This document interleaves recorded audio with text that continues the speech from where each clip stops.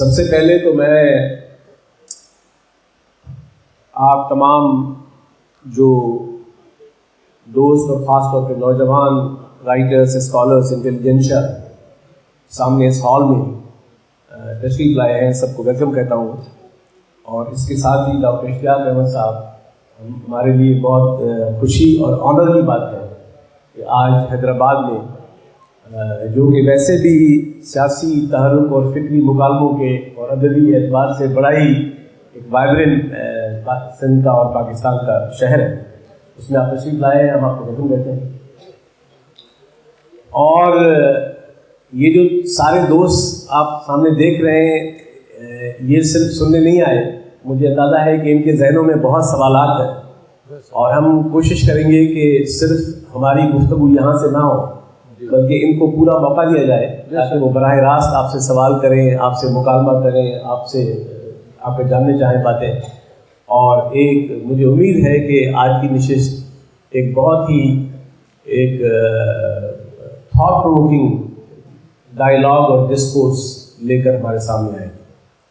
اس سے پہلے کہ میں ڈاکٹر اشتیاق احمد صاحب سے بات چیت شروع کروں، میں 2 نکات کی بات پہلے چاہوں گا کہ واضح کی جائے.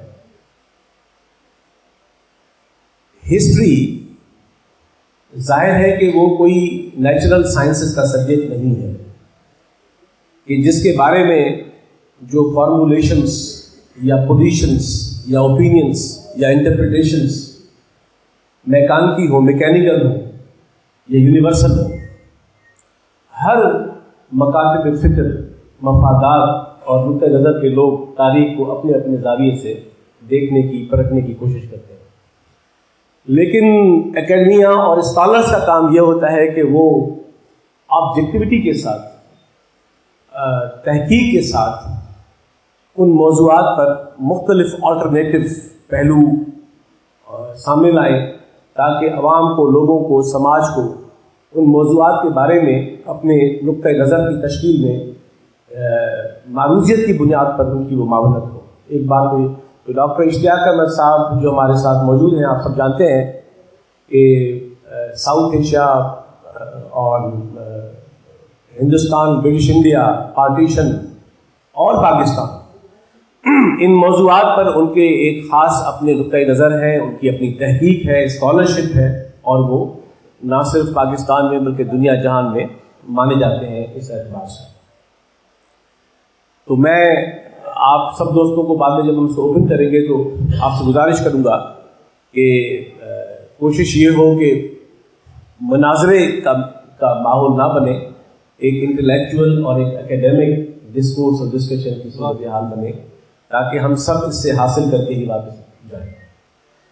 اور دوسری بات جو دلچسپ یہ ہے کہ جہاں سے میں آغاز کرنا چاہوں گا کہ 75 سال گزر چکے ہیں پاکستان کو بنے ہوئے، اور تقریباً 250 سال برٹش انڈیا اگر ہم براہ راست حکومت ان کی لے لیں تو اب تک پارٹیشن، اب تک جنا، اب تک گاندھی، اب تک کانگریس، مسلم لیگ، اور پھر آج چونکہ موضوع سندھ ہے ہمارا، تو یہ موضوعات ابھی تک متروک یا آبسولیٹ نہیں ہوئے، ابھی تک ان کی ریلیونس باقی ہے. اس کا ریزن یہ ہے کہ ریاستی بیانیوں نے اس قدر تاریخ کے حقائق کو مسخ کیا ہے کہ وہ موضوعات اب تک اپنے اندر رکھتے ہیں جاذبیت کی بات کی جائے. اور آخری بات میں یہ کہہ کے بات شروع کروں گا کہ آج کا جو مکالمہ ہے، ڈسکورس ہے، ہم جاننا چاہیں گے ڈاکٹر صاحب سے، وہ جنیرک سینس میں نہیں ہے. جناح صاحب کے بہت سے پہلو ہیں، لوگ ان سے اتفاق کر سکتے ہیں، اختلاف کر سکتے ہیں جائز طور پر. پارٹیشن کے بارے میں کوئی ایک پوزیشن نہیں ہے، پارٹیشن کے بارے میں بہت ہی کمپیٹنگ نیریٹوز ہیں. سیاسی جماعتیں، کانگریس، مسلم لیگ کے بارے میں بھی یہی صورتحال ہے. ہماری اس نشست میں جناح صاحب یا پارٹیشن اور پاکستان، ان تینوں جو سوالات کہیں یا پرسپیکٹوز کہیں، ان کا جو بنیادی نقطہ ہوگا وہ دی کیس آف سندھ ہے. اس لیے دی کیس آف سندھ، ٹھیک ہے، تو ہم اس سارے مکالمے میں بہت عمومی پہلو نہیں لیں گے، لیکن سندھ کی سیاسی تشکیل اور سندھ کن مراحل سے گزرا ہے تو ہمارا بنیادی فوکس یہ ہوگا. یہ ہماری آج کی نشست کا ایک ڈائریکشن ہوگا. ڈاکٹر صاحب میں آپ کے ساتھ اپنی گفتگو کا آغاز یہاں سے کرنا چاہوں گا کہ پارٹیشن کے بارے میں کانگریس کی اپنی پوزیشن ہے, مسلم لیگ کی اپنی پوزیشن رہی, پھر پارٹیشن کے بعد ریاستوں کی اپنی پوزیشن رہی دونوں ممالک کے نصاب میں, اور مجھے اتفاق سے دونوں طرف کا دیکھنے کو موقع ملا ہے تو ڈسٹارشنس اور فیبریکیشن دونوں طرف ویسی ہی ہے. پھر ہم دیکھتے ہیں کہ جو نظریاتی ڈیوائڈ ہے, رائٹ کا اپنا نقطہ نظر ہے, لیفٹ کا اپنا پوائنٹ آف ویو ہے, لبرلس کی اپنی پوزیشن ہے, حتیٰ کہ وہ تمام مذہبی جماعتیں جو پاکستان کے خلاف تھیں وہ بھی پاکستان بننے کے بعد پاکستان کی وارث بن گئی. تو میں آپ سے یہ پوچھنا چاہوں گا کہ یہیں سے آغاز کرتے ہیں کہ پارٹیشن کا جب لفظ قائم کرتے ہیں تو اس سے شاید تاثر یہ ملتا ہے کہ ہندوستان کوئی ازل سے ہمیشہ سے ایک وطن تھا, کوئی ایک وحدت تھی, کوئی ایک ملک تھا جو ایک خاص مرحلے پہ آ کے ایک فرد جناح نے اور مسلم لیگ نے تقسیم کر دیا اور بڑا غلط ہوا. تو میں چاہوں گا کہ یہ جو تقسیم ہے یہ کیا آپ کی نظر میں کوئی تاریخی تہذیبی وحدت کی تقسیم تھی یا یہ برٹش انڈیا کی تقسیم تھی؟ کیونکہ ہم دیکھتے ہیں کہ ہندوستان کی تمام تاریخ میں حتیٰ کہ برٹش ٹائم میں بھی ہندوستان کوئی ایک ریاستی وحدت نہیں تھی. اس میں 500 سے زائد پرنسلی اسٹیٹس تھیں, اس میں بڑے علاقے تھے. تو میں چاہوں گا کہ یہاں سے آغاز کرتے ہیں کہ آپ ذرا ایک اسکالر کے طور پر اس پارٹیشن کے بارے میں اپنا تجزیہ سامنے رکھیں. بہت بہت شکریہ جامی چاندیو صاحب. سب سے پہلے میں روشنی پبلیکیشنز اور یہاں پہ جتنے دوست کامریڈز بیٹھے ہیں, لیڈیز اینڈ جینٹلمین, ان سب کو سلام کرنا چاہتا ہوں. حیدرآباد واقعی میری جیسے ہم یہاں انٹر ہو رہے تھے تو اندازہ ہوا کہ ہسٹری کے ایک سویلائزیشنل کنٹینیوٹی کے کچھ شہر ہوتے ہیں جن کی اپنی آئیڈینٹی جو ہے وہ آپ کو اپنی طرف اٹریکٹ کرتی ہے. اور کراچی سے ٹریول کرتے ہوئے میرے عزیز دوست اور جو ہوسٹ ہیں میرے یہاں پہ, اس کی یار یہ لے لیجیے, یہ لے لیجیے, اچھا یہ آگے چیک کر لیجیے. ہاں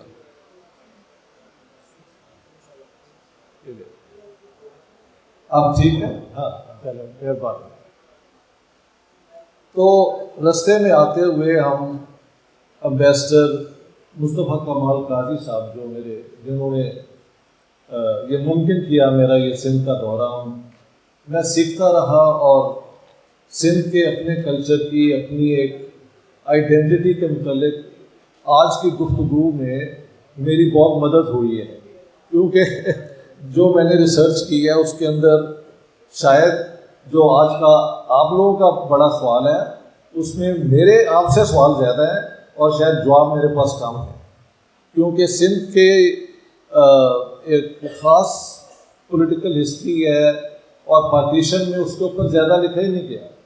میں نے جب یہ جناح والی کتاب لکھی تو سندھ کے اندر جو ایونٹس ہوئے ان کے لیے مجھے خاصی محنت کرنی پڑی ریلیونٹ مٹیریل کو ڈھونڈنے کے لیے. یہ کہنے کے بعد اب آپ کے میں سوال کی طرف آتا ہوں. میرے خیال سے یہ جو آپ کا سوال ہے یہ ایک حد تک تو بالکل ہونا چاہیے, لیکن یہ ریٹوریکل سوال ہے. اس کی وجہ یہ ہے کہ دنیا میں تو اگر ہم یہ کہیں کہ کوئی ایک اسٹیٹ یا ایک سویلائزیشن جو ہے وہ ہمیشہ سے ویسے ہی رہی پہلے دن سے اور آخر تک وہی آئیڈینٹی اس کی ہوگی تو اس کا ہمیں کہیں بھی ثبوت نہیں ملتا. لیکن ہندوستان کو یونائٹ کرنے کے لیے جو نیا سسٹم لایا گیا, ریلویز کا, ٹیلی گراف کا, روڈز نہیں بنے, نئی اپنا مارکیٹ لیول کی پروڈکشن شروع ہوئی کیش کراپس کی, اور یہ سارا کچھ ہوا تو ہندوستان سارا جو ہے اس کے نئے لنکیجز بنے. جو پہلے شاید نہیں تھے. اب سوال یہ ہے کہ اگر انگریز یہاں سے جا رہا ہے تو کس کو حکومت واپس دیے جائے؟ کس کو؟ سندھیوں کا اپنا کلیم ہو سکتا ہے کہ ہماری امپائر تھی, ہمیں یہ دیں وہ دیں. مہاراجا رنجیت سنگھ کے جو ڈسینڈنٹس ہیں وہ کہتے ہیں کہ پنجاب تو ہمارا تھا اور یہ پرنسلی چرچ تھی, اور کیا مغلوں کو واپس لایا جائے کہ ان کو, کیونکہ چھینی تو حکومت انہوں نے دہلی میں, آگرہ میں مغلوں سے. تو آبویسلی آپ اگر یہ کہیں کہ کبھی انڈیا یونائٹڈ نہیں تھا, یہ ایک مناسب آرگومنٹ ہے, لیکن کس انڈیا کو واپس کس شیپ میں چھوڑا جائے اس کا کوئی ایک جواب نہیں ہے جس کے اوپر جھگڑا نہیں ہوگا. تو میں سمجھتا ہوں کہ جیسا انڈیا بنا تھا اس کے اندر اسکول کالجز کے ذریعے, برٹش آرمی کی ریکروٹمنٹ کے ذریعے, اریگیشن کینالز کے ذریعے, اور دا رول آف لا جو کانسیپٹ وہ لے کے آئے, کورٹس, وکیل, ریونیو ڈپارٹمنٹ کے نئے طریقے, یہ ایک modern state under colonial rule یہاں پہ وہ چھوڑ کے گئے. کیا اس کو ڈیوائڈ کرنے سے ہی ترقی کی طرف ہم جا سکتے تھے, یا یہ مل کے ایک یونٹ ترقی کر سکتا تھا؟ اس میں دو سوچ, ویسے تو کئی ماڈلز آئے لیکن بنیادی طور پہ دو سوچیں ایمرج کی.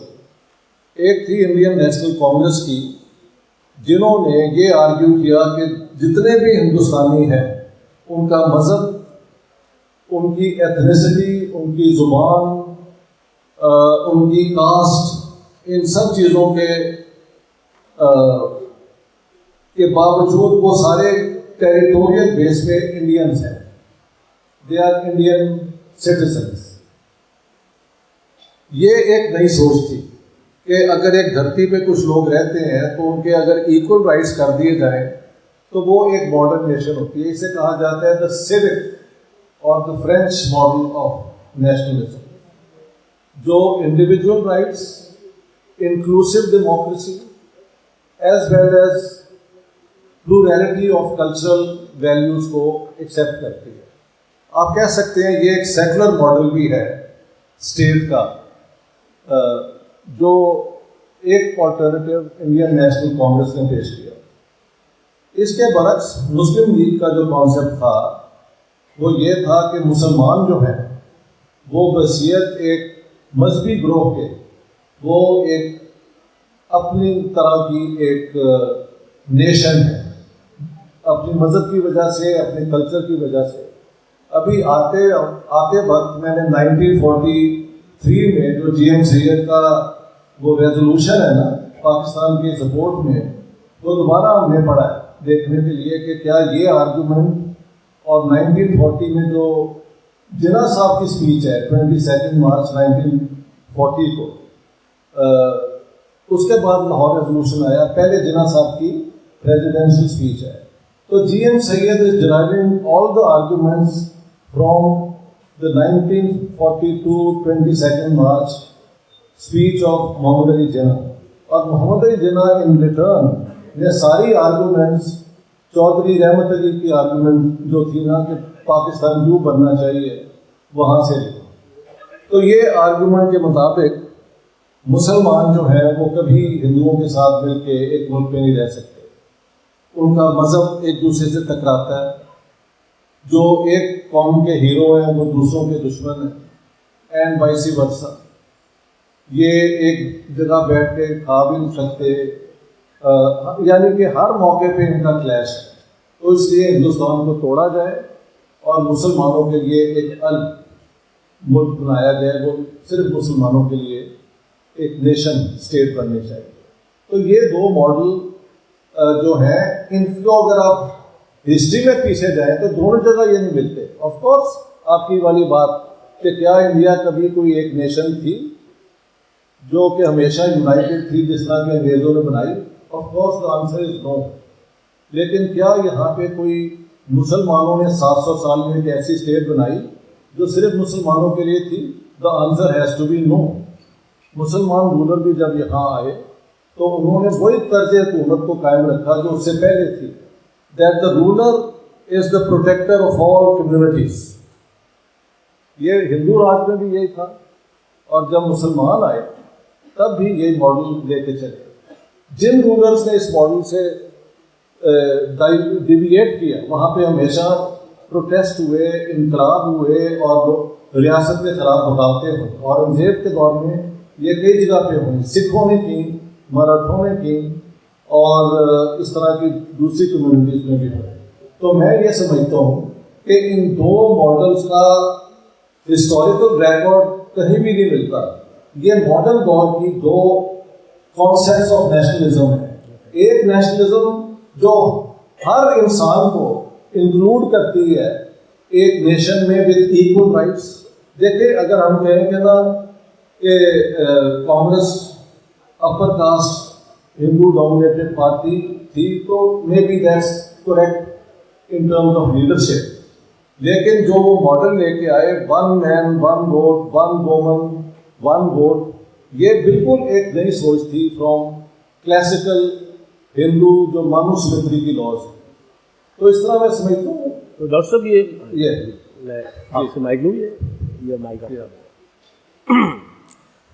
جو ابھی آپ نے اس ساری بات کا اپنا پرسپیکٹو دیا، تو اس سے دو نکات اگر میں کنکلوڈ کروں اور اسی سے آگے بات بڑھائیں کہ آپ نے کہا کہ چونکہ پرائموریل ٹائمز میں ہندوستان کے پاس، ہندوستان کے خطے میں نہ یونیفائڈ اور نہ کوئی الگ سے کوئی ماڈرن اسٹیٹس کا تصور موجود تھا، اور برٹش ٹائم میں انگریز نے ایک کانسٹیٹیوشنل فریم ورک میں اور ایک ماڈرن کالونیل سینس میں بھی صحیح لیکن ایک ماڈرن اسٹیٹ کی بنیاد ہے.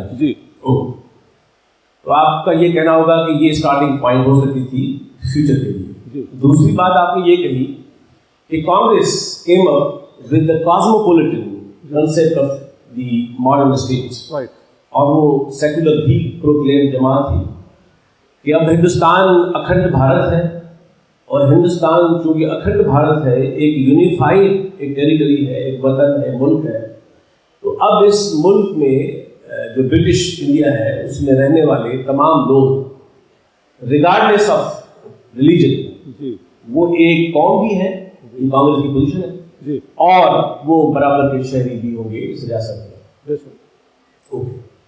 اب یہ تو ٹھیک ہے، ایک سمپلسٹک پوزیشن کانگریس کی ہے، لیکن میں آپ سے پوچھنا چاہوں گا اس کے اندر کہ کیا اس زمانے کا ہندوستان اس قدر سمپلسٹک صورتحال میں تھا کہ جہاں فرض کریں کہ برٹش انڈیا کے 1935 ایکٹ کی بنیاد پر جو صوبے بنے تو 11 صوبوں میں 6 صوبے ایسے ہیں کہ جہاں ہندو پاپولیشن میجورٹی میں ہے، اور 5 صوبے ایسے ہیں جہاں مسلم پاپولیشن میجورٹی میں ہے، اور جہاں خود صوبے بننے کے بارے میں بڑا ڈسکورس ہے 1908 سے لے کر 1919 کے ریفارم سے لے کر 35 تک، میں سے بعد میں ہوں گا. تو یہ جو ہندوستان کے اندر جو ریلیجیس ڈائیورسٹی تھی اور جو اس وقت گروہی انسیکیورٹیز تھی، تو کیا آپ سمجھتے ہیں کہ کانگریس کی اتنی سمپلسٹک پوزیشن کہ اب برٹش انڈیا ایک اکھنڈ بھارت ہے اور اس میں رہنے والے سب ایک قوم ہے اور اب وہ سب برابر کے شہری ہوں گے، یہ کافی تھا اس زمانے کے ہندوستان کی جو سیاسی پیچیدگیاں تھیں ان کو ایڈریس کرنے کے لیے؟ اور کیا اس پوزیشن نے بھی رول نہیں پلے کیا اس صورتحال کو پیدا کرنے میں جو بعد میں سامنے آئی؟ دیکھیں، سمپلسٹک اگر آپ کہیں تو you are adding a value to it. Simplistic نہیں تھی، یہ ایک انکلوسیو نیشنلزم کا کانسیپٹ تھا، بلکہ ہندوازم کی سوچ سے بالکل مختلف تھا کہ برہمن کو اور سو کالڈ اچھوت کو انہوں نے ایکول کر دیا، عورتوں اور مردوں کو ایکول. یہ کوئی مائک کو ٹھیک کر دے، آپ ایک ہی مائک رکھیں، بس ایک ہی رکھیں، ایک ہی رکھیں، ہم کر لیں گے شیئر. Well share. ٹھیک ہے. جی. میں نے کہا یہ جو کانگریس کا ماڈل ہے یہ ایک پروگریسو ماڈل تھا، ایک نئی دنیا تھا جس میں کاسٹ کی بنیاد پہ مذہب کی کیا ہوا اب مذہب کی بنیاد پہ لوگوں میں تفریق کرنے کی بجائے ایک برادری کا کانسیپٹ لایا ہے جس میں سب ایکول ہیں. کیونکہ جواہر لال نہرو نے کہا تھا کہ اگر آپ مذہب کی بنیاد پہ لوگوں میں کریں تو ہر گاؤں میں آپ کو گھر جو ہے وہ توڑنے پڑیں گے. یہ ہندوؤں کا گھر ہے, یہ مسلمانوں کا گھر ہے, یہ برہمنوں کا گھر ہے, اور یہ غریب لوگوں کا گھر ہے. تو اگر آپ ڈیوائسو لاجک بھی استعمال کریں تو what is the ultimate result? کیا اپروچ انکلوسیو ہونی چاہیے یا ایکسکلوسیو ہونی چاہیے؟ اس پرنسپل کو اگر آپ لے کے چلیں تو کانگریس کا ماڈل میرے خیال سے یہاں کی پلورلزم کو بھی ایکسیپٹ کرتا تھا, کیونکہ دا اسٹیٹ از سیکولر تو لوگوں کا مذہب جو ہے وہ بے معنی ہے اسٹیٹ میں اپنی رائٹس ایسرٹ کرنے کے لیے. اور اگر اس ماڈل میں مذہب کی بنیاد پہ نہیں بلکہ انسانیت کی بنیاد پہ سب کو ایکول اسٹیٹس دے دیا جاتا ہے تو یہ بھی ایک پروگریسو پوائنٹ آف ویو ہے. کیا اس کو ڈیوائڈ کرنا ایک مناسب پروجیکٹ تھا یا نہیں, شاید اس پہ بحث ہونی چاہیے. میں پرسنلی سمجھتا ہوں کہ once you include the logic of exclusion, it logically results in you being all alone. کیونکہ پاکستان کے آپ ہندو یہاں سے جو تھے وہ چلے گئے, سکھ چلے گئے, تو یہاں پہ مسئلہ کیا کھڑا ہوا کہ who's a Muslim؟ تو مسلمانوں میں پتہ لگا کہ یہ شیعہ ہیں اور سنی ہیں, اور بعد میں پتہ لگا کہ بریلوی بھی ہوتے ہیں, وہابی بھی ہوتے ہیں. تو اس ایکسکلوژن نے پاکستان کا آج تک پیچھا نہیں چھوڑا. اور انڈیا کے اندر انہوں نے جب یہ آرگیومنٹ کی کہ اگر مذہب کی بنیاد پہ ہندوستان کی تقسیم ہوئی ہے تو مسلمان یہاں پہ کیا کر رہے ہیں, تو ہندو رائٹ کو بھی مدد ملی اس آرگیومنٹ سے کہ مذہب کی بنیاد پہ ایک ملک کو ڈیوائڈ کیا ہے. تو میرے خیال سے نہ صرف پاکستان کا ستیہ ناش ہوا ہے اس مذہبی جنون کی وجہ سے, مگر اب ہندوستان کے اندر بھی وہی آئیڈیالوجی جو ہے وہ مائنورٹیز کو اٹیک کر رہی ہے. اس کے برعکس ایک ایسا نیشنلزم جو سب کو ایکول رائٹس دیتا ہے اور irrespective آف ریلیجن اور اسٹیٹ سیکولر ہے, وہ ایک progressive step forward in history ہے.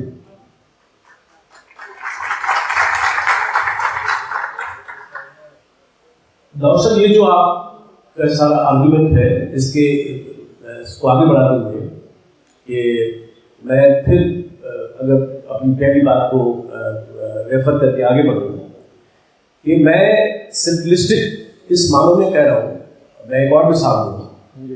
یہ تو آپ کی بات ٹھیک ہے اور اس پر کوئی دو رائے نہیں ہو سکتے کہ جو یہ کاسموپولیٹن سیکولر ایک تصور تھا وہ سینسیبل تھا اور وائرل تھا. لیکن جو ہندوستان کی اس وقت کی سچویشن میں مثال دے رہا ہوں کہ کانگریس اب پرابلم یہ ہے کہ ہندوستان اور پاکستان میں جو ہم ابھی تک اس میں پھنسے ہوئے ہیں کہ یہ جو بلیک اینڈ وائٹ میں کانگریس اور مسلم لیگ کو رد اور قبول کرنے کا ایٹیٹیوڈ ہے, یہ میں سمجھتا ہوں غیر تاریخی ہے, یہ نان ڈائلیکٹیکل ہے. کہ اگر ہم سمجھیں کہ کانگریس بالکل ٹھیک تھی اور مسلم لیگ بالکل غلط تھی ہر بات میں, یا کوئی یہ کہے کہ مسلم لیگ بالکل ٹھیک تھی اور کانگریس بالکل غلط تھی ہر بات میں, it varies case to case. یہ کہاں تھا اس میں مثال میں یہ دے رہا ہوں کہ جیسے پروونشل, اب ظاہر ہے مسلم لیگ تو ایک کمیونسٹ جماعت ہے, مسلم لیگ تو پروکلیمڈ ایک کمیونسٹ جماعت ہے, نہ وہ سیکولر ہے اور اس نے مذہب کو بھی استعمال کیا ہے بہت ناجائز انداز سے, طے ہے. لیکن کانگریس جو ایک سیکولر جماعت کلیم کرتی ہے اپنے آپ اس زمانے میں, تو ہماری توقعات تو اس سے غلط ہوگی کہ وہ کیا تصور سامنے لے آتے ہیں. ایک کمیونسٹ جماعت تو وہ نہیں کر سکتی جو ہم بات کر رہے ہیں. تو کانگریس کا پروونشل آٹونومی کو, یعنی ایک طرف آپ اکھنڈ بھارت کو سیکولر قبول کروانے میں پوزیشن لیے ہوئے ہیں, سب شہری برابر ہوں گے, یہ لپ سروس سے بڑھ کر کچھ بھی نہیں ہے, جب تک آپ یہ نہیں مانتے کہ اس ہندوستان کے اندر جو صوبے ہیں جو آئینی وحدتیں ہیں ان کی خود مختاری میکسیمم ہونی چاہیے. اور کانگریس آپ جانتے ہیں, میرا بھی موضوع ہے, آپ کن کن موقعوں پر کس طرح مستقل طور پر اکھنڈ بھارت پہ زور دیتی رہی، لیکن پروونشل آٹونومی پہ ان کی جو پوزیشن ہے، تو میں سمجھتا ہوں اس نے بھی کنٹریبیوٹ کیا ہے. میں یہ بات آگے اگلی بات دونوں ملا کے آپ سے کہہ رہا ہوں کہ چونکہ ہمارا موضوع سندھ ہے، میں آپ کو اس طرف لانا چاہ رہا ہوں، اس پہ جواب دیجیے گا پہلے کہ سندھ نے جب آپ نے کہا جی ایم سی نے اور سندھ اسمبلی نے 43 ریزولوشن پاس کیا، اب تک یہ زیر بحث ہے، اور حتیٰ کہ اس کے پیش کرنے والے خود جی ایم سی نے بھی بعد میں کہا کہ یہ ہماری غلطی تھی کہ ہم نے یہ پاس کیا. اور جو آپ نے درست کہا کہ 43 ریزولوشن کا جو کانٹینٹ ہے وہ وہی ہے کہ جو اسی طرح کا کمیونزم تھا. میں آپ سے یہ پوچھنا چاہ رہا ہوں بطور ایک ہسٹورین کے، اور آپ کا نظر ہے کہ سندھ نے 43 کے ریزولوشن تک جانے کے لیے کیا صرف یہ کوئی انڈیویجول جی ایم سی صاحب کا کوئی ریٹرک تھا، یا کچھ کانٹیکسٹ بھی تھا ہسٹوریکل جس نے سندھ کو ان حالات میں ان دو چوائسز میں سے اس چوائس پر رجوع کرنے میں، میں مثال یہ دے رہا ہوں کہ سندھ کو بامبے سے جدا کیا جائے. سندھ کو انگریز نے 1843 میں فتح کیا، قبضہ کیا، 1847 میں سندھ کو بامبے سے ملا دیا گیا، اور 1868 میں سندھ کو بنا دیا گیا کمشنریٹ. تو 88 ایئرس لگے سندھ کا وہ بدترین دور ہے بامبے کے ساتھ، اور جس میں فسکل معنوں میں، پولیٹیکل معنوں میں، انتظامی معاملے میں تمام معاملات میں سندھ کی خود مختاری جا چکی تھی.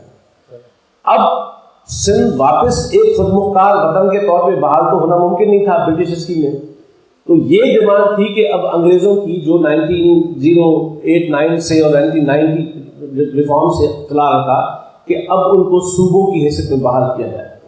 تو سندھ کی بامبے سے علیحدگی اور بدتر صوبے کی بحالی، یہ بھی تاریخ کا کیا المیہ ہے کہ جو کمیونسٹ جماعت ہے، جو فرقے وارانہ جماعت ہے، وہ کلیئر پوزیشن لے رہی ہے، اور کانگریس مشروط حمایت کر رہی ہے کہ اگر انگریز نہرو رپورٹ کے مطالبات مان لیں گے تو ہم سندھ کی بامبے سے جدائی کو بھی مان لیں گے. تو اس پر ذرا بتائیے کہ سندھ نے آخر یہ آپ کیوں کیا، اس کا کوئی پس منظر آپ کی نظر میں کیا تھا؟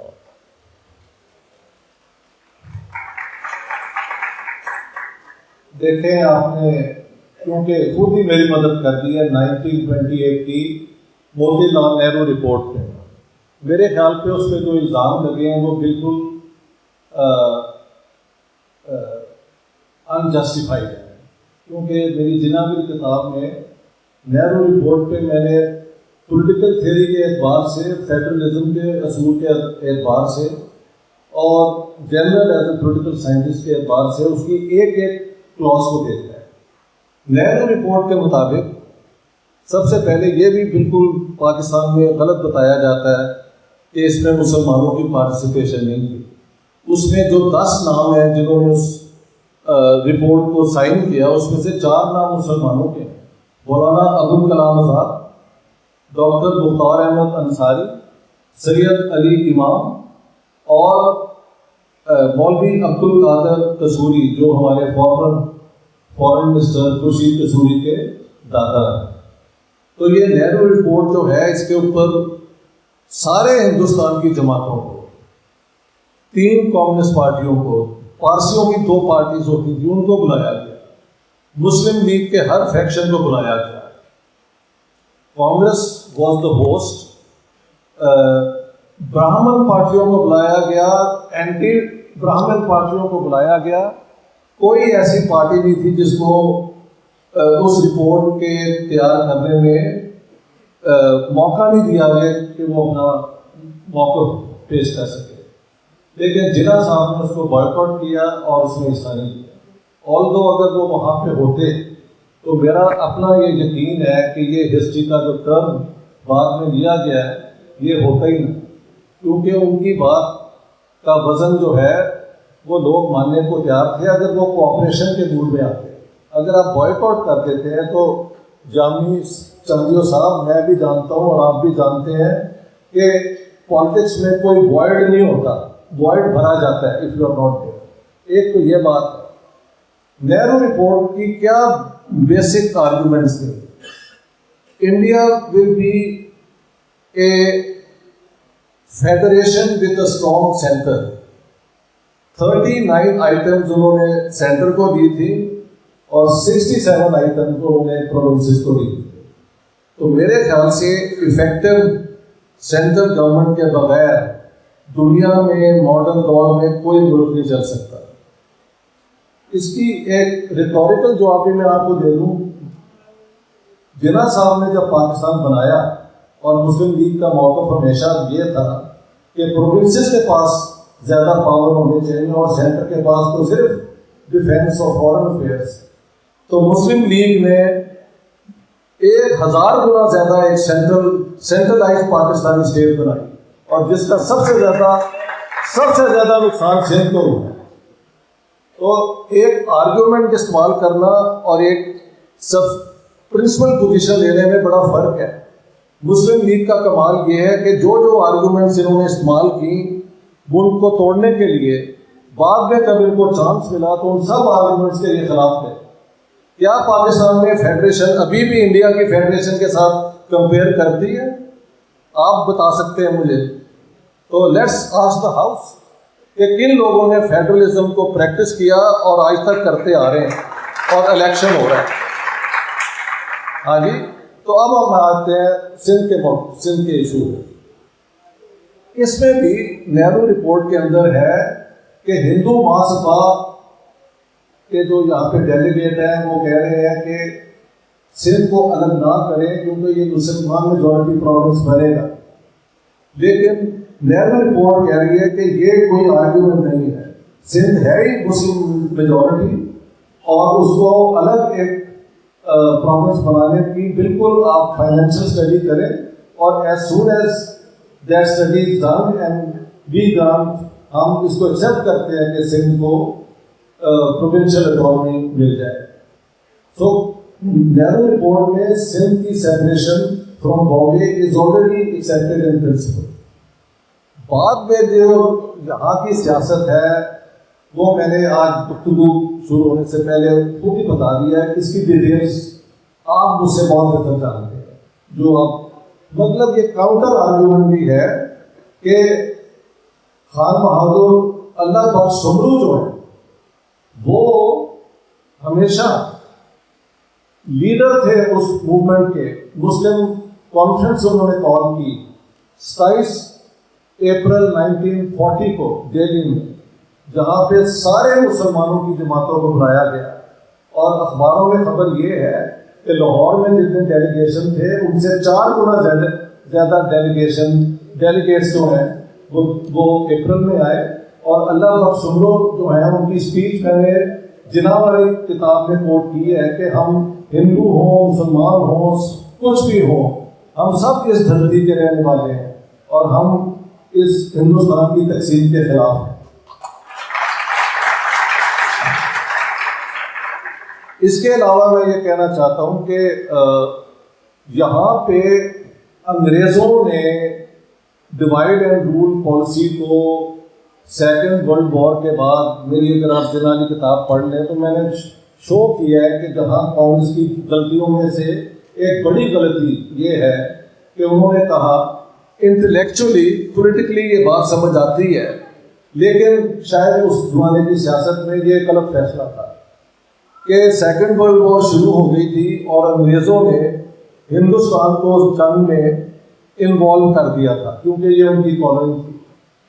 تو کانگریس کا موقف تھا کہ آپ کہتے ہیں کہ یہ جنگ ہم فیشزم کے خلاف لڑ رہے ہیں دنیا کی آزادی کے لیے، لیکن ہم تو خود ایک کالونی ہیں، ہمیں پہلے آزاد کرے اور تب ہم اس جنگ میں اپنا حصہ ڈالیں گے. اس آرگومنٹ کے بعد محمد علی جناح میں لارڈ ڈیلس کو آن 7 سپٹمبر اور کہا کہ دیکھو اگر تم نے کانگریس کی اس تھریٹ کو فیس کرنا ہے تو مسلمانوں کو اور مسلم لیگ کو اپنا ساتھی بناؤ اور ہم پھر آپ کی سپورٹ کرتے ہیں. اس کے بعد میں سمجھتا ہوں کہ کانگریس کے خلاف مسلم لیگ کو برٹش گورنمنٹ نے اوپنلی پروموٹ کیا ہے. I let me quote Muhammad Ali Jinnah. He says, up until now it was Mr. Gandhi, Mr. Gandhi, Mr. Gandhi, but now they are quoting me. یہ وہ خود کہہ رہے ہیں جناح صاحب. اور لارڈ لنلتھگو کا بیان ہے کہ I had a personal interest in promoting Jinnah because had the Congress and the Muslim league joined hands maybe we could not have held on to India. تو دونوں کا یہ جو کمبینیشن ہے اس کی وجہ سے اگر آپ سندھ کی پالیٹکس کو سمجھنا چاہیں تو میرے خیال سے وہاں پہ آپ کو لیڈز مل سکتے ہیں. بہت شکریہ اختیار صاحب. جو آپ نے اس دوران باتیں کی اس میں میں وہیں سے آغاز کروں گا, جوڑوں اپنی اگلی بات کو کہ اس میں تو کوئی شک نہیں کہ مسلم لیگ نے اور پاکستان بنانے والی جماعت نے انکلوڈنگ جناح صاحب بٹرے کیا اس ساری اپنی پوزیشن کو جو انہوں نے پارٹیشن سے پہلے لی ہوئی تھی, اور سندھ نے تو ظاہر ہے اس کو بہت بھوگا. اس وقت ہم آخر میں آئیں گے. میں جو آپ سے بات, نہرو رپورٹ ہماری ابھی ظاہر ڈسکشن کا موضوع نہیں ہے کیونکہ نہرو اس طرح کے جزویات میں بہت پہلو نکل آئیں گے. میرا یہ کہنا تھا اور میں اس پہ آپ کی چاہوں گا کہ پوزیشن ہو کہ چونکہ ہمارا موضوع دی کیس آف سندھ ہے تو سندھ کی سچویشن تو یہ ہے کہ میر ڈائنیسٹی سے حکومت لے لی گئی, انگریز نے لی اور قبضہ کیا, پھر سندھ کی مرضی کے بغیر اس کو بامبے پریزیڈنسی کے ساتھ ملا دیا, اور پھر برٹش انڈیا میں جو کانسٹیٹیوشنل فریم ورک آ چکا تھا اس کے اندر ایک ممکن صورت یہ بن رہی تھی یا بن سکتی تھی کہ سندھ کو کم از کم ایک صوبے کی حد تک بحال کیا جائے, اور اس سے بہتر صورت حال یہ ہو کہ برٹش انڈیا میں جو بھی اسکیم بنے اس میں صوبے خود مختار ہو اور میکزیمم آٹونامی صوبوں کو حاصل ہو تاکہ صوبہ سندھ بھی اپنے جغرافیائی حدود میں ایک خود مختار صوبہ ہو برٹش انڈیا کا. تو میں یہ کہہ رہا ہوں کہ سندھ کی سیاست کو اور سندھ اس پر سائیں جی ایم سی ایل کی ایک کتاب ہے جو میں چاہوں گا کہ جب آپ سندھ پر کتاب لکھیں تو وہ ضرور ریفر کیجیے گا, آپ کو دیں گے. انہوں نے 1937 کے انتخابات سے لے کر اور 1946 یہ جو ڈیکیڈ ہے جو سندھ کی پارلیمانی تاریخ کا پہلا ڈیکیڈ ہے اور جس میں سندھ کی ماڈرن پارلیمانی سیاست کنسٹرکٹ ہوئی ہے اور سندھ میں یہ پوری روایت آئی ہے, تو انہوں نے بڑے تفصیل کے ساتھ ڈیٹیلز دیے ہیں, اور چونکہ وہ خود کوئی مبصر نہیں تھے, اس ساری صورتحال کے ایک بڑے رہنما تھے, لیڈر تھے, اس صورتحال میں خود موجود تھے. تو انہوں نے اس پر بڑی تفصیل سے لکھا ہے کہ ان 9 سالوں میں ہندوستان کے اندر جو سندھ کو تجربہ ہوا اس میں یہاں پر 4 حکومتیں بنی اور ڈسمس ہوئی, اور چاروں حکومتوں میں ظاہر ان کے پیچھے اور دونوں صورتوں میں سید صاحب کا ہاتھ بھی تھا اور خود ہے. میرا آپ سے پوچھنا یہ ہوگا, جو میرا سوال ہے کہ جو سندھ کی سیاست اور سندھ کا نقطۂ نظر یا ایک پولیٹیکل جو سندھ کا کنڈکٹ یا پریورٹی شیپ ہوئی اس زمانے میں, ظاہر وہ صرف افراد تو اس کا ذریعہ نہیں بن سکتے, وہ تو معروضی حالات ہیں, پورا تجربہ ہے. تو میں آپ سے یہ پوچھنا چاہوں گا کہ اس میں یہ جو ہمارے یہاں بڑی ڈیوائڈ رہی ہے کہ جو پرو کانگریس ہے وہ ہمیشہ سمجھتے ہیں کہ اگر سندھ کانگریس کے خطوط پہ چلتی تو شاید بچ جاتی اور پارٹیشن کو پریونٹ کر لیتے, اور جو مسلم لیگ کے حمایتی ہیں وہ سمجھتے ہیں کہ وہ درست کر رہی. سندھ کی اس زمانے میں 2 ترجیحات, 35 سے پہلے اور 35 کے بعد. 35 سے پہلے یہ ترجیح تھی کہ سندھ کو اب برٹش کالونیل ارینجمنٹ میں ایک آئینی صوبے کی حیثیت مل جائے. اس پر میں دوبارہ کہوں گا کہ جو کانگریس کی پوزیشن یہ تھی کہ انہوں نے سندھ کی صوبائی حیثیت کو بحال کرنے کو مشروط کیا اس بات سے کہ اگر کانگریس کی نہرو رپورٹ کو مانا جائے گا تب کانگریس جو ہے وہ اس ڈیمانڈ کو قبول کرے گی. دوسری طرف جو پوسٹ 37 سچویشن ہے انتخابات سے 37 کے انتخابات 46 تک, یہ جو ڈیمانڈ تھی کہ صوبوں کو خود مختاری دی جائے اور صوبے میکزیمم آٹونومی کے حامل ہوں اور ہندوستان کوئی سینٹرلسٹ فیڈریشن نہ ہو, ایک طرح کی لوز کنفیڈریشن ہو. خود 1940 کا جو ریزولوشن ہے اس میں بھی یہ ٹرم ہی پوائنٹ گئی, لیکن تصور تو وہی ہے کہ 2 کانٹیگیوس زونس ہوں گے اور دونوں زون 2 زون کا مطلب تھا 6 صوبے ایک طرف 5 صوبے ایک طرف, اور دونوں کانٹیگیوس زونس میں جو ریاستیں شامل ہوں گی وہ خود مختار اور آزاد ہوں گی. تو مسلم لیگ کا جو دھوکہ بعد میں سامنے آیا جناح صاحب سمیت وہ تو ریئلٹی ہے، لیکن یہ جو پری پارٹیشن سندھ کی سیاست شیپ ہوئی ہے اس میں کون کون سے بنیادی عوامل تھے جنہوں نے رول پلے کیا؟ تو بجائے اس کے کہ ہم کسی ایک فریق کو درست و غلط ثابت کریں، وہ تاریخی معروضی حالات میں آپ سے جاننا چاہ رہا ہوں جنہوں نے سندھ کی سیاست کو شیپ کیا۔ میں نے تو آج کی گفتگو سے سب سے پہلے خود ہی اس کا ایڈمٹ کر دیا تھا کہ سندھ کے اوپر میں نے بہت کم ریسرچ کی اور بہت کم لکھا ہے، تو آپ کے اتنے ڈیٹیل اور اتنے ایگزیکٹ سوال جو ہیں ان کا میں جواب اس لیے نہیں دے سکتا کہ یہ میری کتاب یا میری پریویس ریسرچ کا کوئی بڑا حصہ نہیں ہے۔ پارٹیشن کے اوپر جو میری کتاب ہے، یہ جناح کی کتاب میں مجھے سندھ کی پارٹیشن کو بھی اسٹڈی کرنا پڑا، اور اس اعتبار سے میں نے پھر جو مٹیریل دیا ہے، اگر آپ نے جناح کی کتاب پڑھی ہے تو وہ آپ اس کے اوپر اگر بات کریں تو اس میں کوئی انیکوریسی ہے یا اس میں کچھ ایسی ڈیٹیلز تھیں جو ہونی چاہیے تھے اور میں نے وہ ان کو انکلوڈ نہیں کیا، تو شاید میں اس کا جواب دے سکوں۔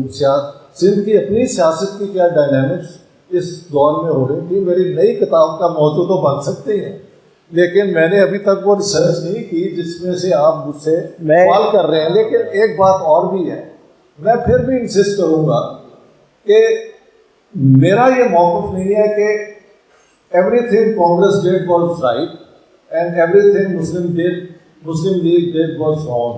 یہ نہ میرا انالیسس کا طریقہ ہی نہیں ہے، یہ میں نے کہیں آرگیو نہیں کیا۔ میری اپنی ایک آرگیومنٹ ہے کہ لوگوں کو ڈیوائڈ کرنا یہ موب پالیٹکس ہے۔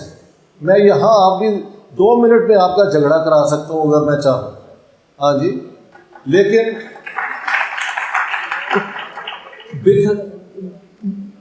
مختلف مذاہب، مختلف سوچ، مختلف ایتھنیسٹی کے لوگوں کو اکٹھا کرنا اور ایک ایسی برادری بنانا جس میں سب ایک دوسرے کے ساتھی ہوں، اس پرسپیکٹو سے آپ اگر پالیٹکس کو اینالائز کریں تو پھر میں سمجھتا ہوں ڈیوائسو پالیٹکس ڈسٹرکٹیو پالیٹکس ہوتی ہے، اور پاکستان کو بھی اس کا بہت زیادہ نقصان ہوا ہے۔ اب ہندوستان کے اندر بھی جو وہ میجورٹیرینزم لے آئے ہیں تو آپ دیکھیں وہاں پہ بھی اس کے کانسیکوینسز برے ہوں گے۔ لوگوں کو ملا کے ایک ملک کو آگے چلانا، that is the success story. مثلاً میں پاکستان جو بن گیا ہے اس کے ٹوٹنے کے بالکل حق میں نہیں ہوں، کیونکہ اگر یہ ٹوٹتا ہے تو اس کے اندر بے تحاشا جو معصوم لوگ ہیں ان کی عزتیں، ان کے گھر، ان کی پراپرٹیز زد میں آئیں گی، اور جو یہاں کی اپر کلاسز ہیں وہ اپنے کنیکشنز کے ذریعے پھر بھی ایک دوسرے کو پروٹیکٹ کریں گے۔ تو ایک ملک کو توڑ دینا جو بن گیا ہے یہ ایک نیگیٹو پالیٹکس ہے۔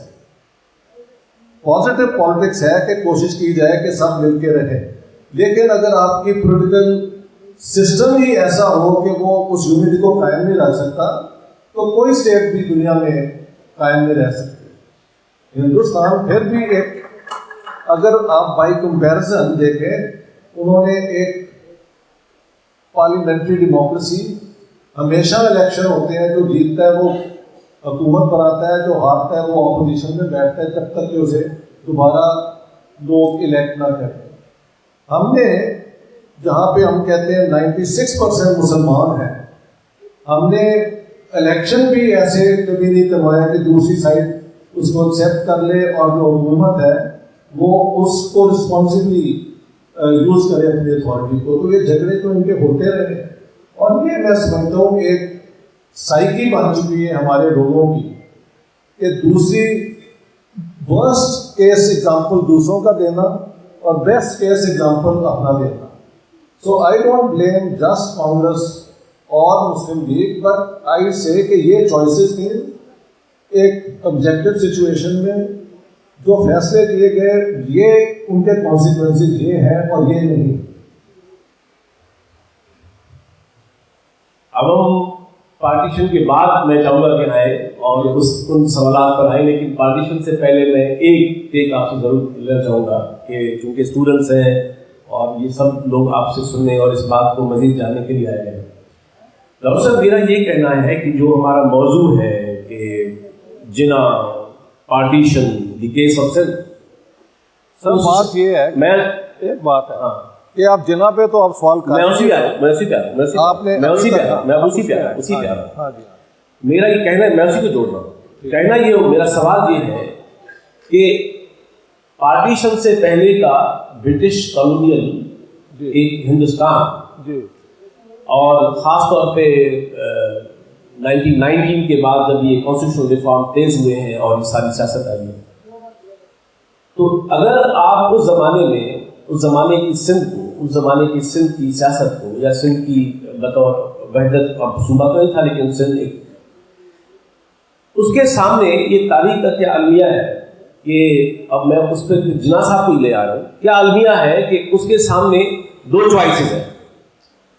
اصولاً تو یہ ہونا چاہیے تھا، ہم ابھی بات کر رہے تھے، جو محمد ابراہیم جوہر صاحب نے کتاب لکھی پارٹیشن سے پہلے، save Sindh save the continent, میں سمجھتا ہوں اس زمانے میں سندھ کا صحیح نقطۂ نظر وہی تھا جس میں انہوں نے کہا کہ سندھ کے لوگوں کو انکنڈیشنلی نہ ہندوستان کا حصہ بننا چاہیے، نہ ان کو پاکستان کا حصہ بننا چاہیے. انہوں نے اس کتاب میں لکھا کہ سندھ، اور انہوں نے وہ شرائط دے دی ہیں کہ سندھ کے کو چاہیے، سندھ اسمبلی کو چاہیے کہ یہ شرائط ہے کہ دونوں کے سامنے رکھے اور اس کو جہاں سے ضمانت ملے وہ اپنے بارے میں سوچے. میرا سوال یہ ہے کہ سندھ کا ایک تاریخی المیہ یہ ہے کہ اس کے سامنے یہ تو آپشن تھا نہیں، اب اس کے سامنے دو آپشن ہیں. ایک طرف پروکلیم سیکولر جماعت ہے جو خود کو سیکولر کہتی ہے، لیکن وہ سینٹرلسٹ انڈیا کی، سینٹرلسٹ ٹینڈنسیز کی حامل جماعت ہے، اور ڈائیورسٹی اور خود مختاری کے صوبوں کے سوال پر اس قدر ان شرائط پہ نہیں آتی. دوسری طرف جناح صاحب کی رہنمائی میں ایک کمیونلسٹ جماعت ہے جو فرقہ وارانہ جماعت ہے، اور وہ ایسی پوزیشن لے لیتی ہے صوبائی خود مختاری پر کہ جو اس وقت سندھ کے سامنے دو آپشن تھے. تو میں آپ سے جاننا چاہ رہا ہوں کہ آپ کی نظر میں، اگر آپ ہسٹری میں واپس جائیں، اگر آپ اس زمانے میں سندھ میں ہوتے، اگر آپ سندھ کے ایک تھنکر ہوتے، تو آپ کیا سجیسٹ کرتے کہ سندھ کو ایک تاریخی وحدت اور وطن کے طور پر اس سچویشن میں کیا کرنا چاہیے تھا؟ ایک طرف صوبائی خود مختاری کا ڈینائل ہے سیکولر جماعت کی طرف سے، ایک فرقہ وارانہ جماعت کی طرف سے اس پر ڈیمانڈ ہے. تو اور جناح صاحب ظاہر ہے کہ اس جماعت کے رہنما ہے، تو اب آپ جناح صاحب کو جوڑ کر ساری بات کر رہے ہیں.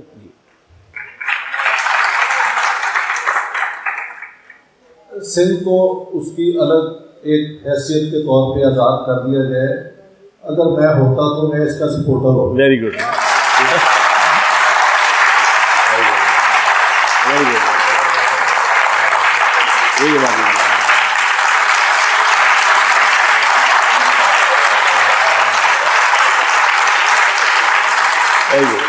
ہمارا بھی یہی پوائنٹ آف ویو ہے. لیکن مسئلہ یہ نہیں ہے. مسئلہ یہ ہے کہ حکومت اس دور میں انگریزوں کے پاس تھی، نہ کانگریس کے پاس تھی تو نہ مسلم لیگ کے پاس تھی.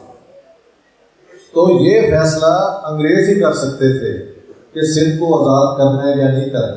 مثلاً پنجاب کے اندر جب پارٹیشن آف پنجاب کی بات ہوئی تو سکھوں نے کہا کہ ہمیں آپ ایک اپنی ریاست دے دیں خالصتان. انگریزوں نے اس کو بھی ریجیکٹ کر دیا. پنجاب کے جو چیف منسٹر تھے ملک خضر حیات ٹیوانہ، ان کی یہ 15